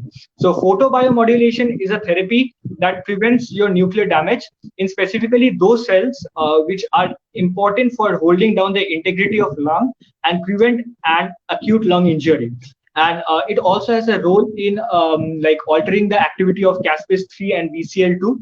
So basically, when we talk about photobiomodulation, it is of course a very like documented technique. It's going a little, we are diving a little bit into the technical terms, but yes, it has a very good prognostic value and it has a very good therapeutic value in ARDS. But as far as COVID-19 is concerned, we have been sticking to the normal conventional techniques and like prone position, placement of patient, intubation of patient, and photobiomodulation has not been practiced to such an extent, specifically because it's not possible in all the tertiary care centers of India. As far as our medical colleges are concerned, photobiomodulation is not possible out here. So even if it is a deliverable therapy, it will be in developed countries with a better health system. So over to the next question. Sishanda bolchi transfusion risk gulo ki ache? Yeah. So transfusion in what cases might I ask? Transfusion of blood transfusion from a COVID patient to another question. Like this question is a little bit dicey, I guess, but I'll try to answer still. Transfusion risk গুলো ব্যাপারটা বলতে গেলে যদি আমি একটা particular patient যদি Covid মানে যদি ডোনার অফ ব্লাড ডোনার যদি COVID-19 ইনফেকশনে সাফার করে, তার মধ্যে যদি অ্যাক্টিভ ভাইরাল লোড থাকে, তাহলে কিন্তু তার খুবই হাই ট্রান্সফিউশন রিস্ক। সো আমাদের সেই ব্যাপারটা clinically we have to screen, just like we are screening for AIDS before transfusing blood from a person to like from a host to a person who requires it. We also do need to like understand or compare the viral load. So one thing we need to make sure is that before transfusion, মানে আমরা blood bank গুলোকে at least একটা জিনিস check করে নিই যে তার মধ্যে ভাইরাল লোডটা আছে কিনা। ঠিক আছে, যদি ভাইরাল লোডটা না থাকে then it's no risk, but if there is a viral load we need to be sure that we need to prevent that particular transfusion. But transfusion, plasma transfusion এর ব্যাপারটা হচ্ছে যে it is of course beneficial, আর আমি সেই ব্যাপারটা বলে হচ্ছি। আচ্ছা, over to the next question. Is there any particular symptom of COVID-19 is a very, very important question. COVID-19 has been presenting to us with a plethora of symptoms. Some people have come with Kawasaki's, some people have come with coagulopathies, some people have come with arthritis, some people have come with diarrhea, some people have come with a lot of different symptoms. So according to WHO, the most common manifestation is of course the cough, dry cough, like not running cough, like মানে সর্দি বেরিয়ে যাচ্ছে ওরকম না, dry cough. And another thing which is a very characteristic, and এখন এই জিনিসটা হলে আমরা জানি এটা কোভিড এর দিকে পয়েন্ট করছে, is the loss of smell. So হঠাৎ করে যদি মানে কোনো নাক বন্ধ নেই কিন্তু আমার স্মেলের লস হয়ে গেছে, there is a anosmia as we say it in medical terms, যদি হঠাৎ করে একটা loss of sensation of smell হয়েছে, তাহলে that is a very characteristic symptom and should be like treated accordingly, because আমরা জানি COVID-19 SARS-CoV-2 particular দুটো রিসেপ্টরে bind করে and olfactory bulb কে সেটার একটা predilection থাকে যে it will affect the olfactory bulb. So particular symptom is we have dry cough and dyspnea as like one of the most common symptom.